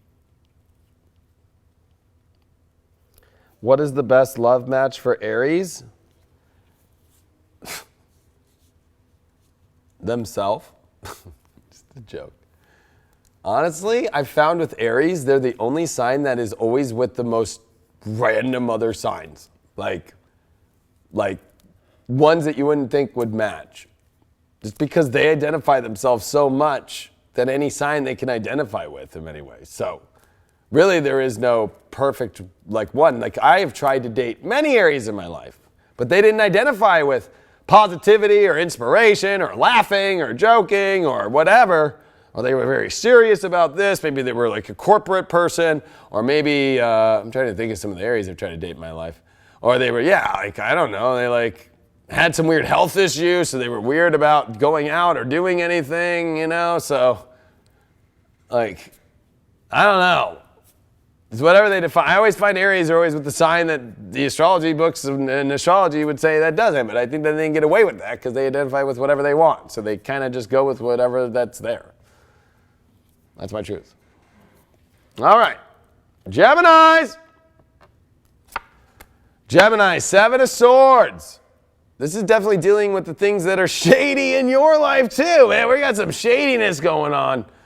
But I think that this is,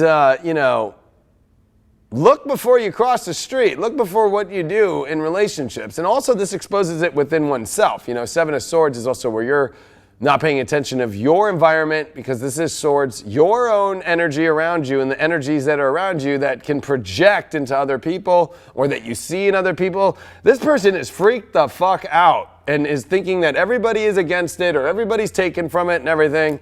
And I think that, this is where Geminis really have to look at their own worlds and go, what are you doing right now? Where are you surrounded by? What energies are you in?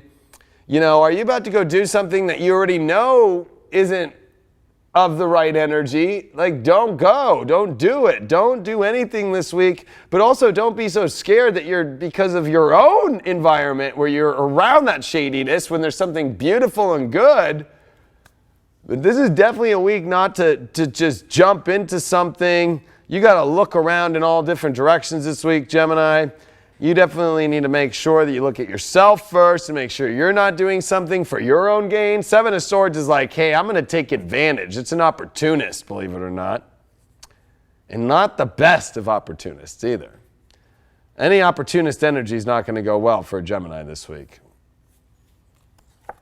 And the challenge is the 12th house of escape. So I think that this is an escape place week for Geminis, trying to escape from reality into places that, you know, aren't the best. I mean, to have Seven of Swords in the 12th house, this is a huge challenge.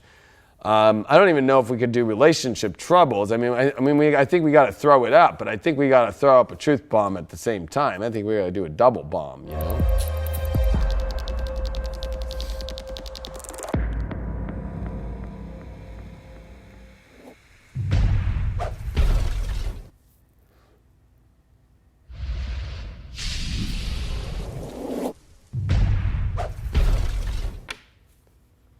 And I think that this is hard because I'm looking at the astrology in my head, and I remember seeing this when I was doing the sun sign horoscopes for them this week. This is Sun, Mars, and Venus in Virgo. This is the moon in Gemini squaring the Sun, Mars, and Venus in Gemini. This is Mercury in an exact yod during this transitional point. So everything is mercurial. Everything is all over the place. Like Friday, it gets really intense and into the weekend. And this is also dealing with emotions and home and the identification. And this is a lot of weird stuff going on. And especially the moon on top of Uranus in Taurus for the first time that Uranus is retrograde and not going back into Aries. This is bringing out all the crazy 12th house shit. And this is not this outer shady world. It is the inner shady world that is creating crazy escape and maybe just not dealing with the world that's not on the up and up, or the world that's not really the best for that. And the challenge is, you know, the 12th house is about doing this right spiritual thing. Is your life, are your partners, and is the energy that you're into in your relationship really all on the up and up? Are you going into partnerships that are all on the up and up? Or is there something that someone has to hide? That's not good. Or are you hiding something? Or are you taking advantage of something? There's a lot of weird shit here. This is not, I'm just going to be real, this is not, especially astrologically and tarot-wise, this is like kind of dangerous vibes in the intellect. So you need to think about things a lot more clearly this week. You got to use your mind, and you've also got to think from an intellectual place of keeping yourself away from any escapism, and also understanding anything that is weird that is going on, anything that is deceptive. And you have to look at your own understanding of the energies that you're projecting out there. This Seven of Swords is always a weirdo that is looking around in the weirdest way. You did pull the 12th house of escape. I would have said maybe this is an external person, and it can be, but I would say that it is coming from the internal space of what you hide. The 12th house is what you hide, that these are hidden motives that you need to think about in whether or not you're going to do this or not. And I'm just a truthful tarot reader and astrologer. I ain't going to just like bullshit you all, but like ain't no think fluff about here. This.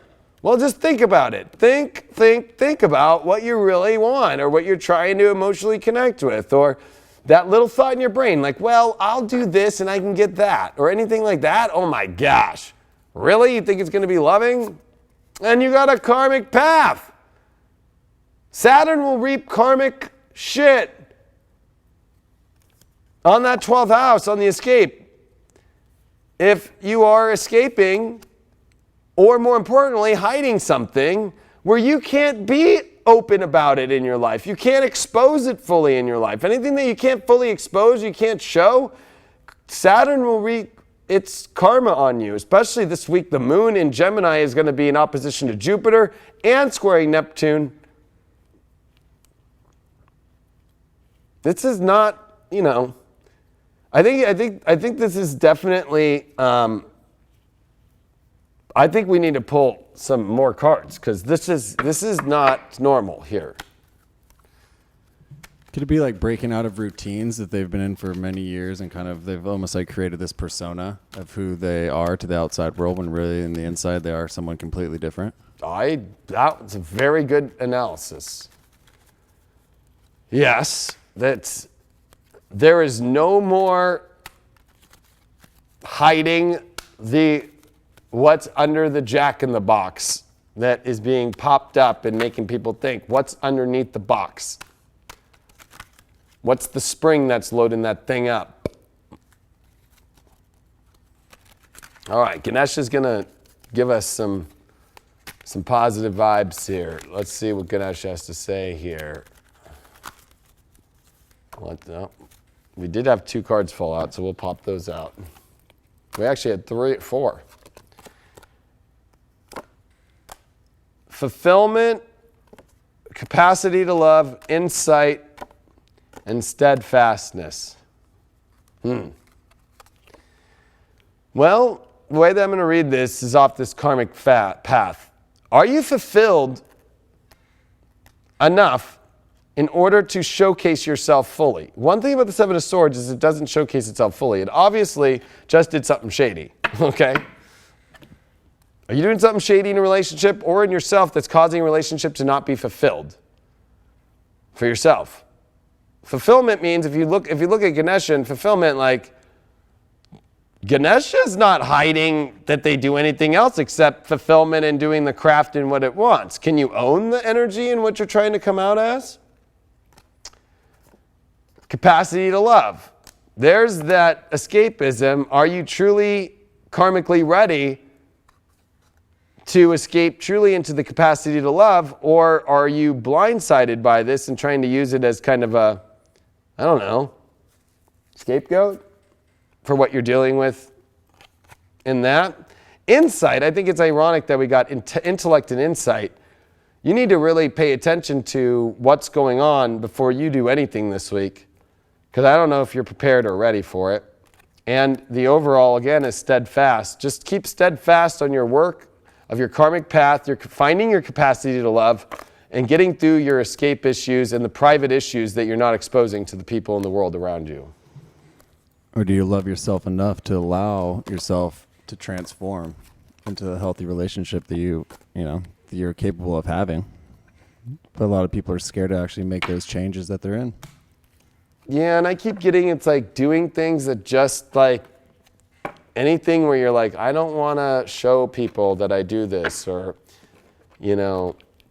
like, I don't want to expose myself. I don't want to do any of this stuff or whatever.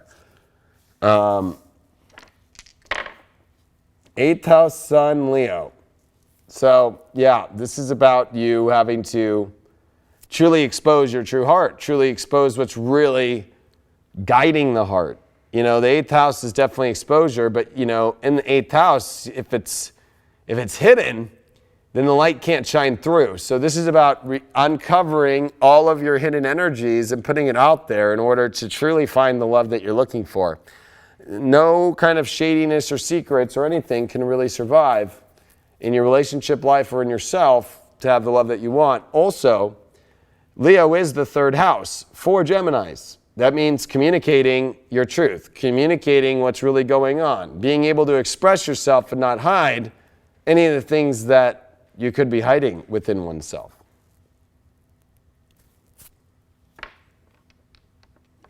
There's a lot going on there for those Geminis. Yeah, their chart, I even said, if you guys can watch on High Vibe, I go deep. I try to help Geminis out big time. There's a lot going on.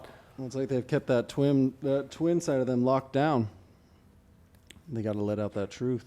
Well, if we were to actually go deeper into this whole Pluto-Saturn South Node and Capricorn's in their 8th house. Palmer. Like, this is where Geminis are using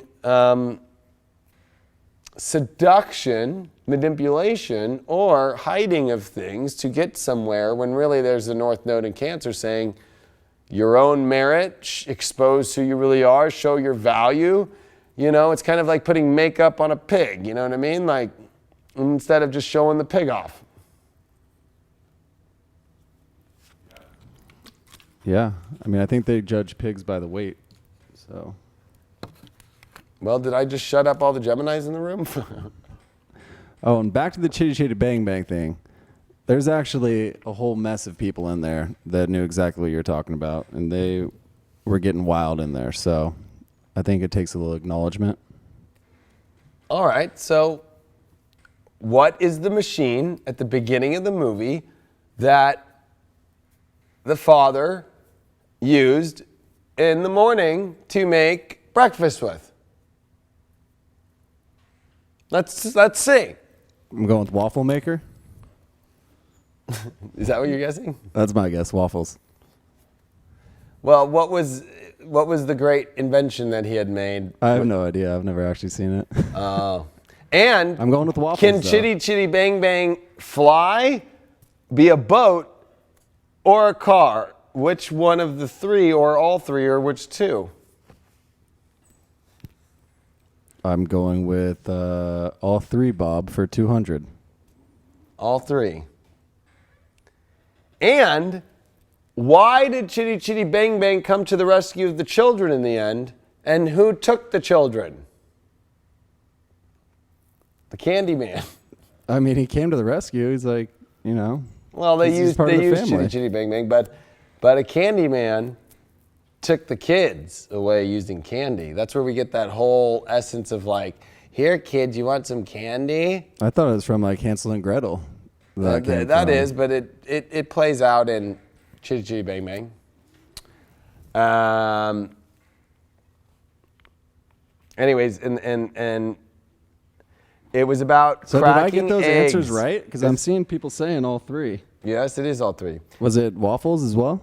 Yes, actually, and it was cracking eggs, and it was getting the toast and getting the. That's that Scorpio mystique for y'all. Yep. You heard it here. No, you got it.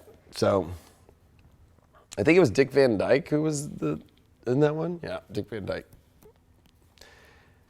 And the song, you know, Chitty Chitty Bang Bang, we love you. Oh, something. Chitty Chitty Bang Bang, we love you. Who's next? Lost in Chitty Chitty Bang Bang now. Sagittarius.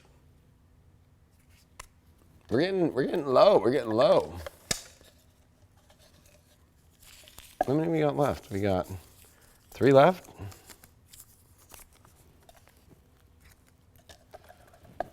Yeah, we got 3 left.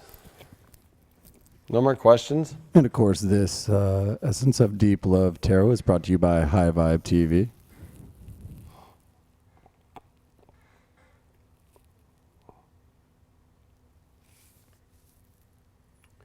Relationships complicates everything with all the materialism and attachments, whether psychologically or materialistic. What is your thoughts about that, Craig? What was that question again?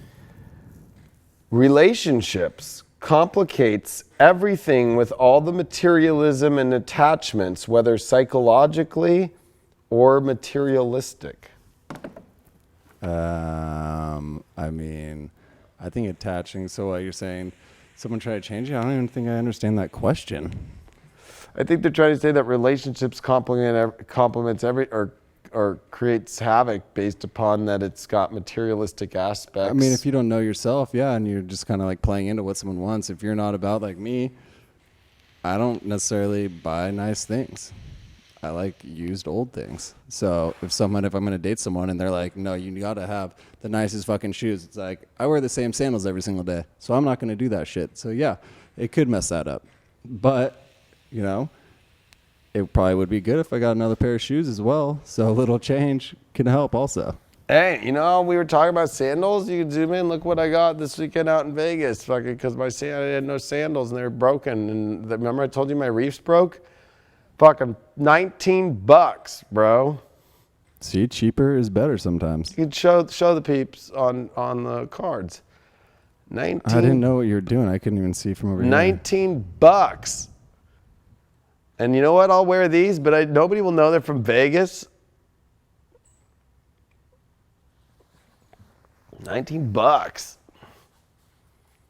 Not bad. All right. We got Sages. I don't know. Maybe Sages got out of that crazy energy and it went to Gemini's, their opposite sign. I don't know. Let's see. Sages got the Tower card up right. Woo! That's good. That's good. Transformation. Yes, a lot of transformation. but it's also the crown falling off the top of the tower. I love this golden tarot. The fire at the top of the tower. Oh, things are coming to a this is a culmination week in relationships in your life, in your love life. And don't worry, there's angels around, but they are kind of trying to lift you up out of the situations. And there are people praying and hoping that everything's going to be okay. So this is a very extremely dramatic week in relationship for Sagittarius, but also at the same time, I think that this is, when it comes to love and relationships for you, you got to really take a look at, you know, the way that you've been going about relationships, or if you're single or if you're in a relationship, this thing needs a complete kaboom, because there is no way that it's going to work the way that it's going right now. No way. And it could become, you know, it kind of reminds me of Game of Thrones when Daenerys just shows up with a dragon and just destroys all of King's Landing. Like, sometimes shit like that happens out of nowhere and you're like, nah, she won't do that, or he won't do that, or whatever, and boom! And if you're single, well, this is saying that the way that you've been going about relationships just isn't working. Especially this moon in Gemini square Mars and Venus in your 10th house. Definitely it's saying that the route you take in relationships and what you're expecting out of people is way too much and causing this whole thing to kind of crumble down. So we got to throw the relationship issue thing up. I'm sorry, it's gnarly.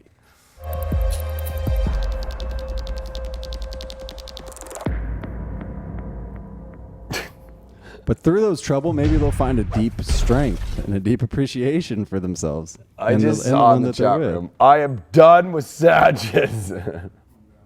Oh no. Don't be done with anybody. We do not condone that on here. Don't be done with anybody.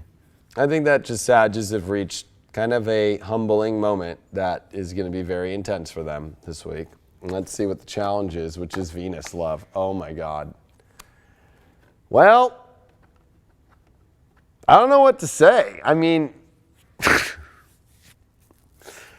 you know, this challenge of love, and with Venus going into its detriment, its fall position, with the Tower card, with Mars on top, that's very Tower-ish too, with a square to the moon, emotionally in your relationship house. Either you're building something that's going to crumble, or you've built something so much and you don't want to let it fall because you love it too much, and that's the challenge, is you love it too much. There's definitely some sort of major ending in how you approach relationships or a relationship itself this week, that it's got to come to a new clean slate, a new reset. And you have to allow that to happen, and you have to be humble and honest with yourself as well. That maybe you're trying to, either A, you're trying to go into somebody's world too much, or people only can go into your world too much. But it's an imbalance with that Venus right there in the middle. And you got purity. Oh my gosh. What comes after the Tower card is the purity card of the Star card. So interesting enough, purity comes through the ending and the, I was going to say destruction, but the crumbling of the form in which love has been going in your life completely. The rebuilding of new foundations. Yeah, it's building a new pure space, and also being pure to people themselves and being pure to yourself. Like, you know, it's almost like there's this impurity that needs to be purified. So if you're in a relationship just because it's got a monetary value, or it's got a status value, or if you're single and you're only looking at this way to reach something in love, and it's not a really pure space, like you might think it's pure, but really it's like it's not really working. There's an obvious kind of it's showing up in your life constantly, a reoccurring theme. And you got relief. The relief comes when you let go of how to love, of what the love is in a relationship, of what needs to end. I always pull an extra card for a Tower card because it's the gnarliest card in the deck, as we all know. Relief comes through destruction, believe it or not. Yeah, and the strength that we spoke about earlier. Yes. I mean, I've said it before, I feel like true growth really comes from going through some strain in your life, going through pain, a hard situation. You know, it's like a bad hemorrhoid, you know, like straining. Yeah, those things are no joke. Yeah, straining. No fun. Not enough fiber. You don't want to get the rubber bands out for that one. All right. I'm pulling a magical spell card, even though I do not like this deck. And I know, I mean, I like this deck. I just don't like the words that come with this deck. It's a beautiful deck. It's a beautiful deck. It's just, well, we got cards flying, but we're not going to pull all those cards out. All right, let's see what popped out here. We're going to do best possible decision. Oh, gosh, we'll read what she says. Artemis, goddess of the bow, help me see what must be known. Oh, maybe she came through for this one on the tower. Best possible decision, you need to be seen what needs to be known. There is some weird, I don't know why, but it's with Gemini and Sagittarius, and they're on the same access point. There's a lot of shady shit going on, unpurified situations going on. And we did get Leo in the second house with Neptune. Again, a lot of Neptune aspects.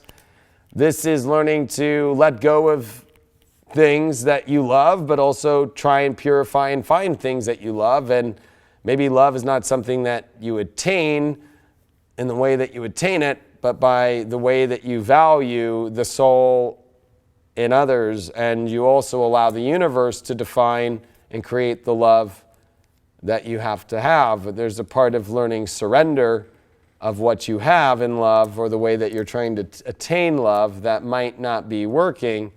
So you're going to have to surrender to, you know, Neptune can be losses, but Neptune can be spiritual gain by surrender and happiness and love. But there's definitely something connected to money or like self-worth in yourself and trying to find that through others only. And I don't know, there's a lot of weird stuff there.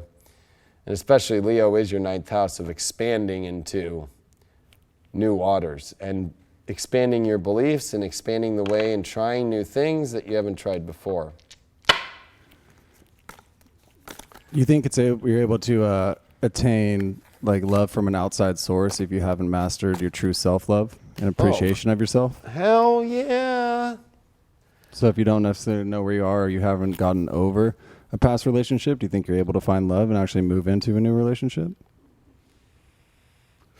I don't think it's possible to find love until you've moved fully out of a relationship. And either if you're married, you've signed the divorce papers and you've moved on, or you've moved out and done that. But if you're still in a marriage and you haven't signed the divorce papers, or if you're still in a relationship, sure, you're not living together, but there's still kind of well, we're still talking, or we're still fucking, or we're still doing this, you're still in the energy and the vibration of it. Like, you know?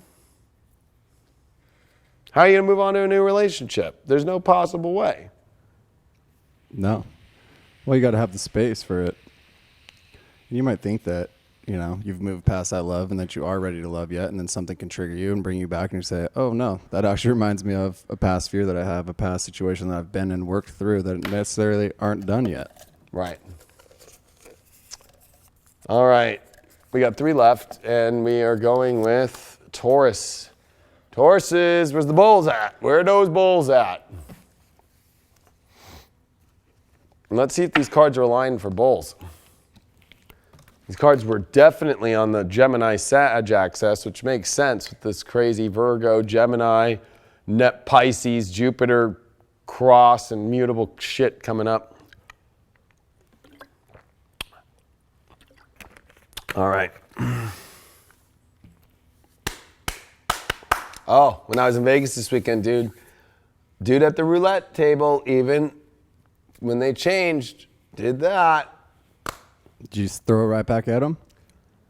I did. I know I didn't actually, and I lost. You got scared. I was not on a roll. Scared. I was like, you know, I was playing blacks and reds. I was playing some odd evens. I was playing some first 1 through 18s and some I played a couple 11 to 1s on green. I played a couple, you know, and I did pretty well. And then freaking this guy changed over and did the weird shit. And fucking I didn't do the weird shit to end it out. And then I just, you know, I got on a roll and I was watching the thing, and it was like it was going 3 red, 3 black, 3 red, 3 black. I'm like, well, I don't think it's going to go black again. If it's just done 3, it's just in 2 black, I bet you it'll go red. It can't do 3 again. And it did 3 again. It hit my number, 23 red.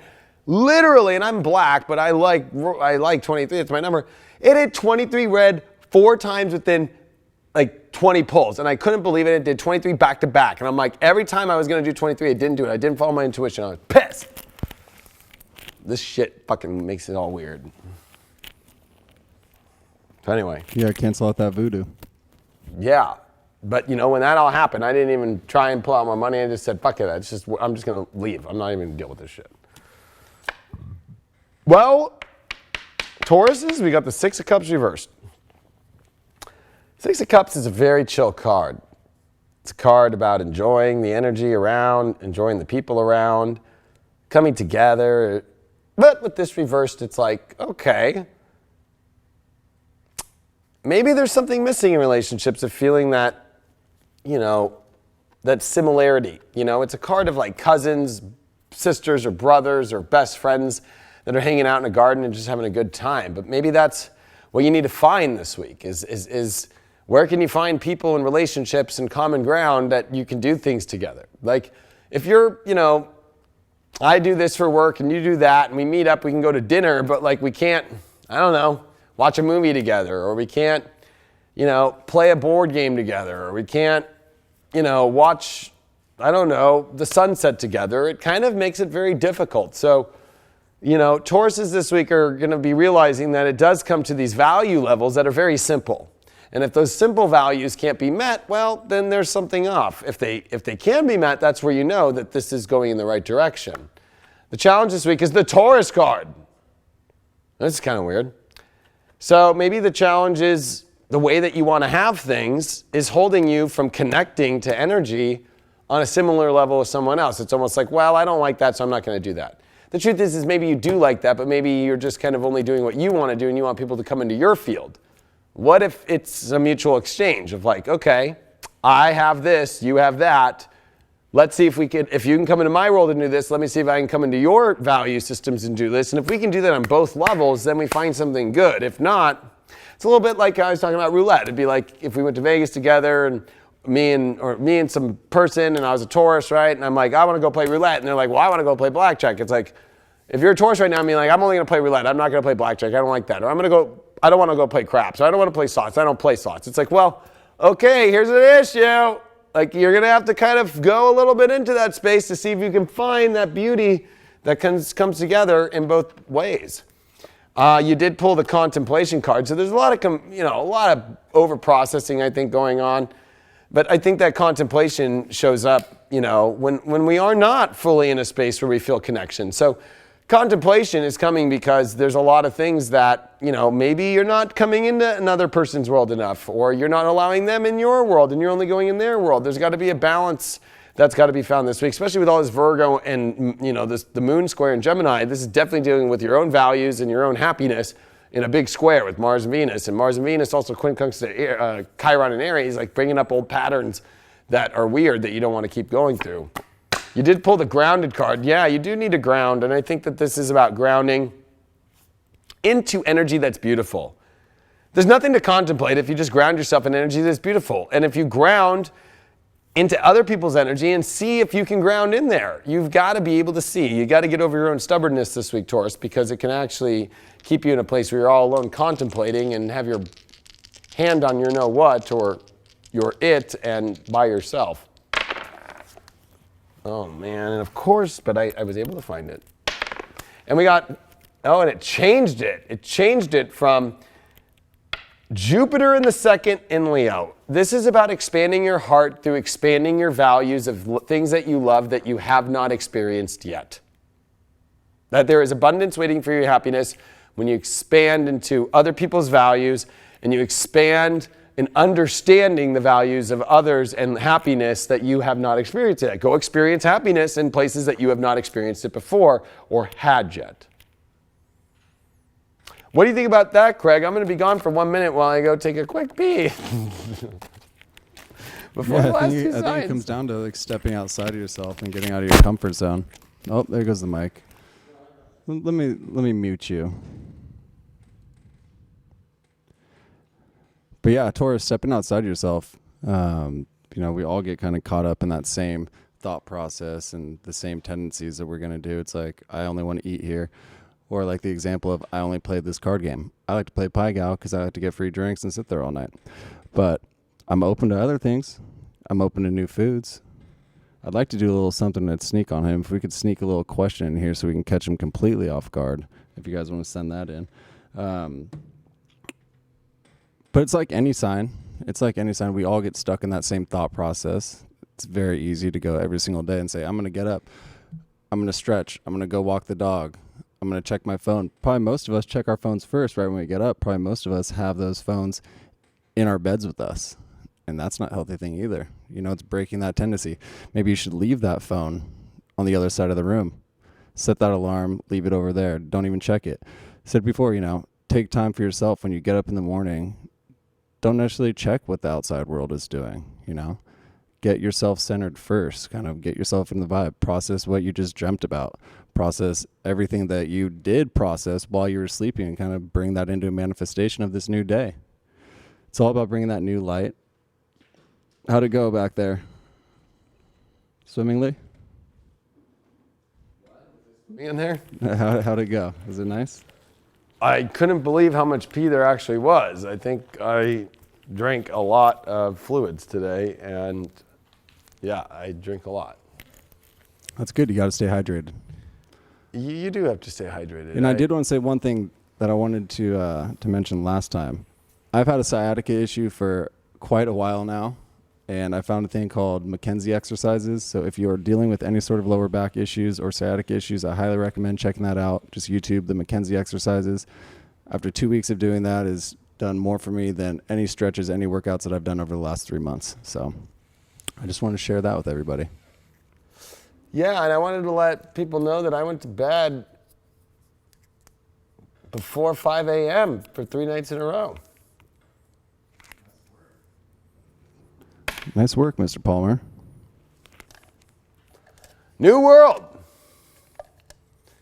We got Capricorn, and then after that will be Libra. So, Cappies.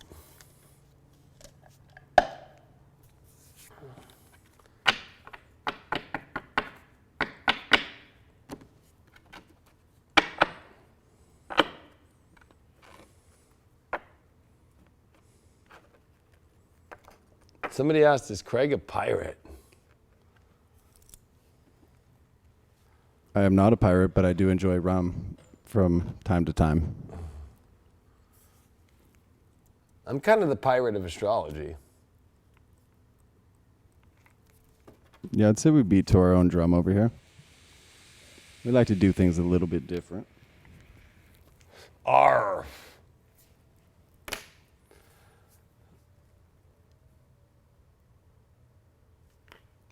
We got a Cappies ready? I was just talking about leaving your phone away from when you're sleeping, and someone just said, "What if you're listening to like chakra healing things?"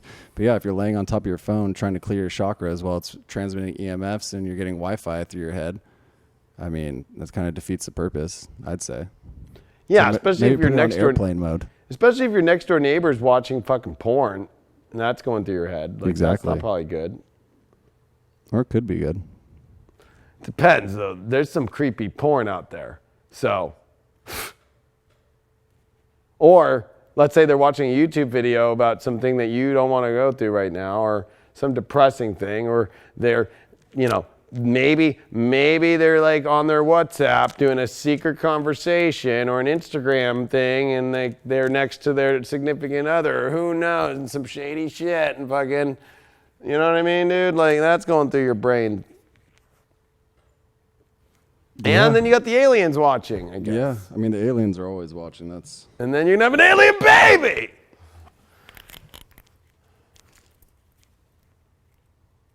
Caps. All right, caps. on that note. All right. Cappies! Cappy's got the Queen of Pentacles reversed. Oh. I think that this is going to be an interesting week. I think that Cappies are feeling a little bit low on the value of self, or they're not feeling valued in their partnerships, or they're assessing their partnerships and not seeing the value there that's as nurturing or as creative as it can be as far as creating and manifesting the way that it wants to be. Queen of Coins, she knows, and she's a very earthly mother, and she knows how to create anything, but I think the Capricorns are kind of at a block, feeling that they're not able to maybe attain or gain or get where they want in their relationship life right now. Or this also deals with body and physical aspects. Maybe you don't feel like you're good looking enough and you're not nurturing yourself in that way, or you're looking at pictures of yourself, or you're, wanting to get, maybe I need to get this done, or I need to do that, or I'm not thin enough, or I'm too thin, or I'm too this. That's not going to do well with love. You did pull the 10 out the world as your challenge. So your status and your recognition, whether or not a partner or your relationship, maybe it's not going the way you want to right now, or this isn't the world you really wanted to go into this week with a certain new relationship or your current partnership. And your status being affected by these lower value systems, whether they're in self or being treated and so forth, or maybe you've just lost the whole entire quality of what you thought your world was going to in a relationship. And you got love that comes after when you actually own this. I think that there's a fear of owning, a fear of just owning what you are as you are and defining it as the world that you're going to be. That love is on the other corner when you own your value, when you own the world that you want. But I think that there's going to be some issues here when it comes to owning this world, because intuitively, it's a world that you don't want to go down. So this is where you need to follow your psychic awareness completely about the world that is the right direction for you in order for you to understand the weird value or the weird feelings that are going on and not really feeling the world the way that you want it to go, or your achievement or your path in love and in relationships, is because you psychically know this is a road that is not working out. You need to follow what is not working out in order to get to the true happiness in your life. So this is going to be a pretty difficult week for Capricorns in transition, of transitioning their world and really about, is this really the way that your world wants to be? Is it really going in the place that you want to be? But, I think that this can teach you with love aspects here. It's like some people might be like, well, you just need to apply love to yourself and love to the relationship in order for the world to go the way. And I think that that is very true. But I also think that there is something that is looking at how this is where the future is of a greater love that's attainable that you're not feeling at the beginning of this. So the psychic energy is coming in to say you psychically know there's something off on the trajectory and where your love path is right now in your life, single or together. And you're not feeling of your greatest self. You're feeling that there is something that is greener on the other side, believe it or not. And I think that, because that is true, there is a greater love that you want on the other side, and you need to follow your intuition this week and not keep holding that back. You did get Uranus and Virgo in the 5th house, so we're definitely dealing with changing up your reality about your happiness and having to be real. Ironically, Mars and Venus are meeting in your 9th and the Sun in Virgo, right? And Uranus is in your 5th house, but this is a Virgo element. That reality changes and adjustments to your life and adjustments to the path that you take for love is going to be by being more honest and critical about the truth of what's really going on and trying a new reality of happiness. Maybe you got to try something new. Maybe you need to spice things up in a different way. But I think that this is coming down to that maybe the love has streamlined, very Virgo, right? It's become a machine, and you want to throw a wrench in it. And maybe it's important to throw a wrench in it so you can really find what is going to be the love that is going to be the edge that you are trying to experience, that you are missing out on.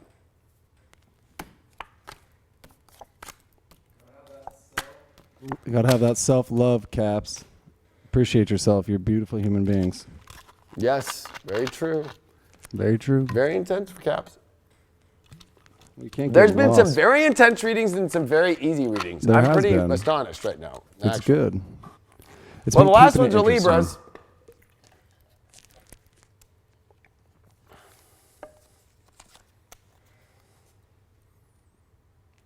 Would you say we're saving the best for last? I think we are saving the best for last. I'm trying to teach everyone an old strip club trick I learned when I was young. With the dollar bills, and you just flick it up like a football.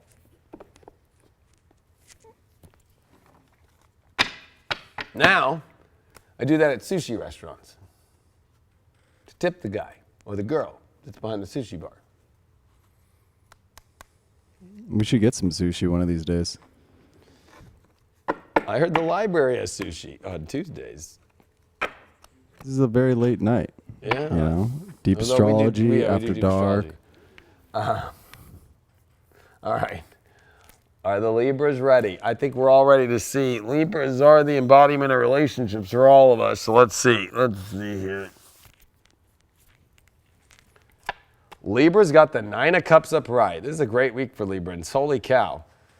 And I think Librans are really finding that they've been through a lot of different emotions in order to understand the emotions that they want. They're secure in their emotions. They know what they want emotionally. And this is a very positive aspect. Lots of glory, lots of good aspects, lots of, good energy. This is time to have. This is time for you. It feels like you haven't had for a while the feelings you want. This is time to have those feelings. This is time to express those feelings. This is time to make those feelings real. Feel them, experience them, have them. Your challenge is the 9th house of faith. It's almost like you might not believe it's possible. Maybe you've had some past experiences that have been showing up emotionally that haven't been showing you that that's possible. I think that the only challenge is really believing in that this great love and this great happiness is possible. I think that this is actually a very positive thing, to be honest with you. That this is the one thing that you have to deal with, is to believe that this great joy and happiness and abundance of love, after going through so many feelings in life, is what was teaching you. And now this is to show you that you have to believe in order to have this. That's it. All you got to do is believe. Believe in love. That's it.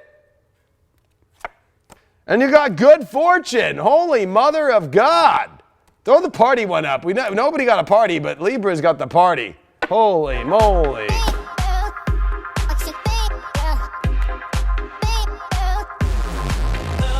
I love how the T-Rex just sits perfectly on those.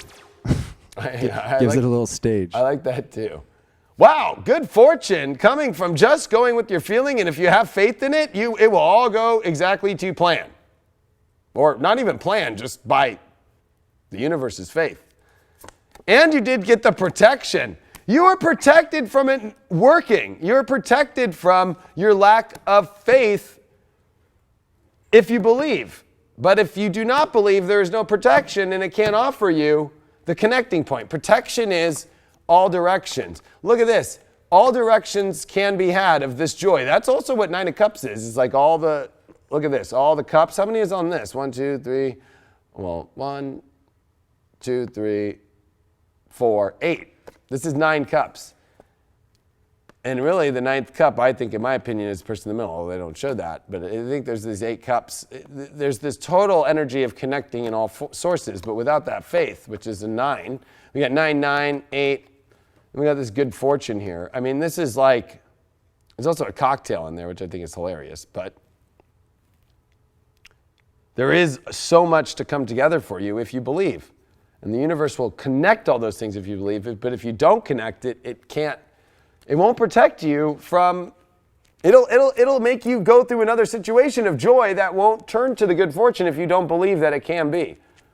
So your beliefs are going to cause the direction of all this. Ironically enough, all this stuff is 12th house with this stuff, but I think that this is clearing a lot for Libras of not wanting to keep going on this escapism path or this path that's no longer delivering the joy that they want. And I think that they're ready to do some cleanup and just go live the joy that they want. That is their spiritual quest of creating a life of spiritual joy. And they don't need to take the hard path. Their astro dice for this week is Leo, 3rd house, North Node. Follow what makes sense in your love life, what communication is happening that is talking about love, you need to communicate what your heart's saying. There's a lot about communicating what your heart's saying. Do this. South Node in 9th house in Aquarius. Don't have these weird radical beliefs anymore. Get out of those. Go what makes sense to you, what you want, what you think, what makes sense for you. And communicate. And Leo is, especially with Mercury, going to be in a yod. By communicating, or any situations where there's communication about love, emotion, and the reality for your life, this is where you know it is the place to believe in. Thanks for joining us for another edition of Deep Love Tarot. Please share this to all your friends that you can. We truly appreciate you being here. I know Craig does too. Did you have fun tonight, Craig? I had a blast as always. I just want to talk about that EMF again a little bit because I just got put on those holograms with our good friend Sarah Delane. And talking about sleeping, I mean, I've slept amazing since I gridded out my whole entire house. Here's kind of what they look like. She's got them on the back of my phone as well. So it's fully blocking out the EMF out of there. You can check them out on Instagram at Sovereign Alliance as well. I highly recommend them. And I have had them under my bed since I met Sarah in February of 2015. And I moved once. Well, I've moved like 3 or 4 times since then. But when I moved this one time and I didn't have them under my bed, I remember going to bed and I did not feel normal. I did not feel good. I was like, what the fuck? Is it this new place? And then I remembered, oh, I didn't put my holograms underneath my bed. Put my holograms underneath there and everything is fucking kosher. It was actually when my ex-wife and I moved into our new place. And I was like, what the fuck is going on? I thought some old creepy energy was coming in. And I'm like, wait, actually these holograms have been keeping me protected from so much EMF energy. And I have them all gridded through my office. I have them gridded in my house. I have Sarah came through and gridded my whole shit fucking years ago. Yeah, I don't want to say I was a skeptic, but I just didn't really know too much about it. And it's like, it's mind blowing. Because I was usually up at like 6 a.m. every single day. I would just wake with the sun. And I still sleep really deep, but I'm waking up at like 7 o'clock now. It's nice. I can't complain with that extra hour. No, there's something about, like, and I don't know if you noticed with me, but like, I'm just out. When I'm out, I'm out. You can't wake me up. There's something about those holograms when you do it long enough. I've been doing it 4 years now, maybe more. Yeah, definitely more. That I naturally know those holograms are so sacred geometry-wise that it's just like, bang. And now I'm not trying to say that crystals don't work, but crystals definitely have this ability to retain energy. They can take energy in of whatever's around. There's something about the holograms that are like a filtration system that stay in their form, where I feel like crystalline form is good, but I think that crystalline form you have to recharge them sometimes. Some people charge them on the wrong cycles. And sometimes crystals, I think, have way too many emotions and they have way too many, they can hold a lot of things, where I think holograms are just like, I am here to just hold sacred geometry, which is what astrology is and so forth, and just hold that in the holographic form and be a structure that does not fail. Yeah, the way that she was describing it is that within the hologram, there's like 4 levels printed inside of there. And so as the EMF goes through there, the waves are going into you, it kind of breaks it up slightly. So it's transmuting the energy as it gets to you. Once it gets past that 4th grid on there, it's pretty broken up, so it's not a direct force going through your body. Yeah, and her father, David, is amazing because he's like actually designed vehicles for all the big corporations of like Ford, Chevy, Jag, all of it. Like been one of the head designers for things for so many projects. And so he's done so much with sacred geometry and just geometry in general, being a designer for vehicles, even rims. And, they go and they produce these rims at warehouses, and they're used to like having 80% success and 20% failures. But he started using sacred geometry in the designs of, like, let's use, for example, he was telling me rims in cars. And it was like 90 to 95% success rate. And they were like, what the hell's going on? Like, why is it always working? And he was like, well, I don't know. I'm like, using sacred geometry in there. So there's something about sacred geometry that definitely is what we need to move our world towards more, because these weird angles in life that can't hold things up don't definitely work, Which is kind of like the Tower card, I think, is when we kind of create our own geometry of our life and we don't follow the universe's geometry, well, we end up like a Sagittarius reading. No, I'm just kidding. That's why I will be getting the Sri Yantra tattooed on myself. And the Sag Risings, and the Geminis. This is going to be pretty intense for Sag Gemini vibration.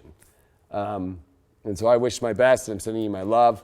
I know that the angels are there to protect you all through this all and to come into the truth and to the true alignment of what's meant to be. Please share this video. Thank you so much for all your support. We'll be back with Deep Astrology tomorrow. Of course, don't miss my daily horoscope, every day. And of course, if you want to watch all your weekly sun sign horoscopes about more than love and everything that's going on, definitely check out highvibe.tv. You can be a subscriber for less than the cost of a big, tall smoothie or an acai bowl a month, literally. And you get all my videos, and I do over 20 a week. So, and it's all astrology, and it's every day. And we got a lot of other great people on there. I mean, it's that intense. So check it out. And of course, Passion of Venus, this video, $10. It'll blow your mind. Hour and 22 minutes about all this relationship stuff. If you're into relationships, which I know we all are, this video will help you out about the craziness about what is going on right now through this next 5 weeks. Thanks so much for all your support. Thank you for supporting highvibe.tv. Thank you, Craig, and I will see all of you, and Craig will see all of you, and High Vibe will see all of you next time we see you, hopefully on the app.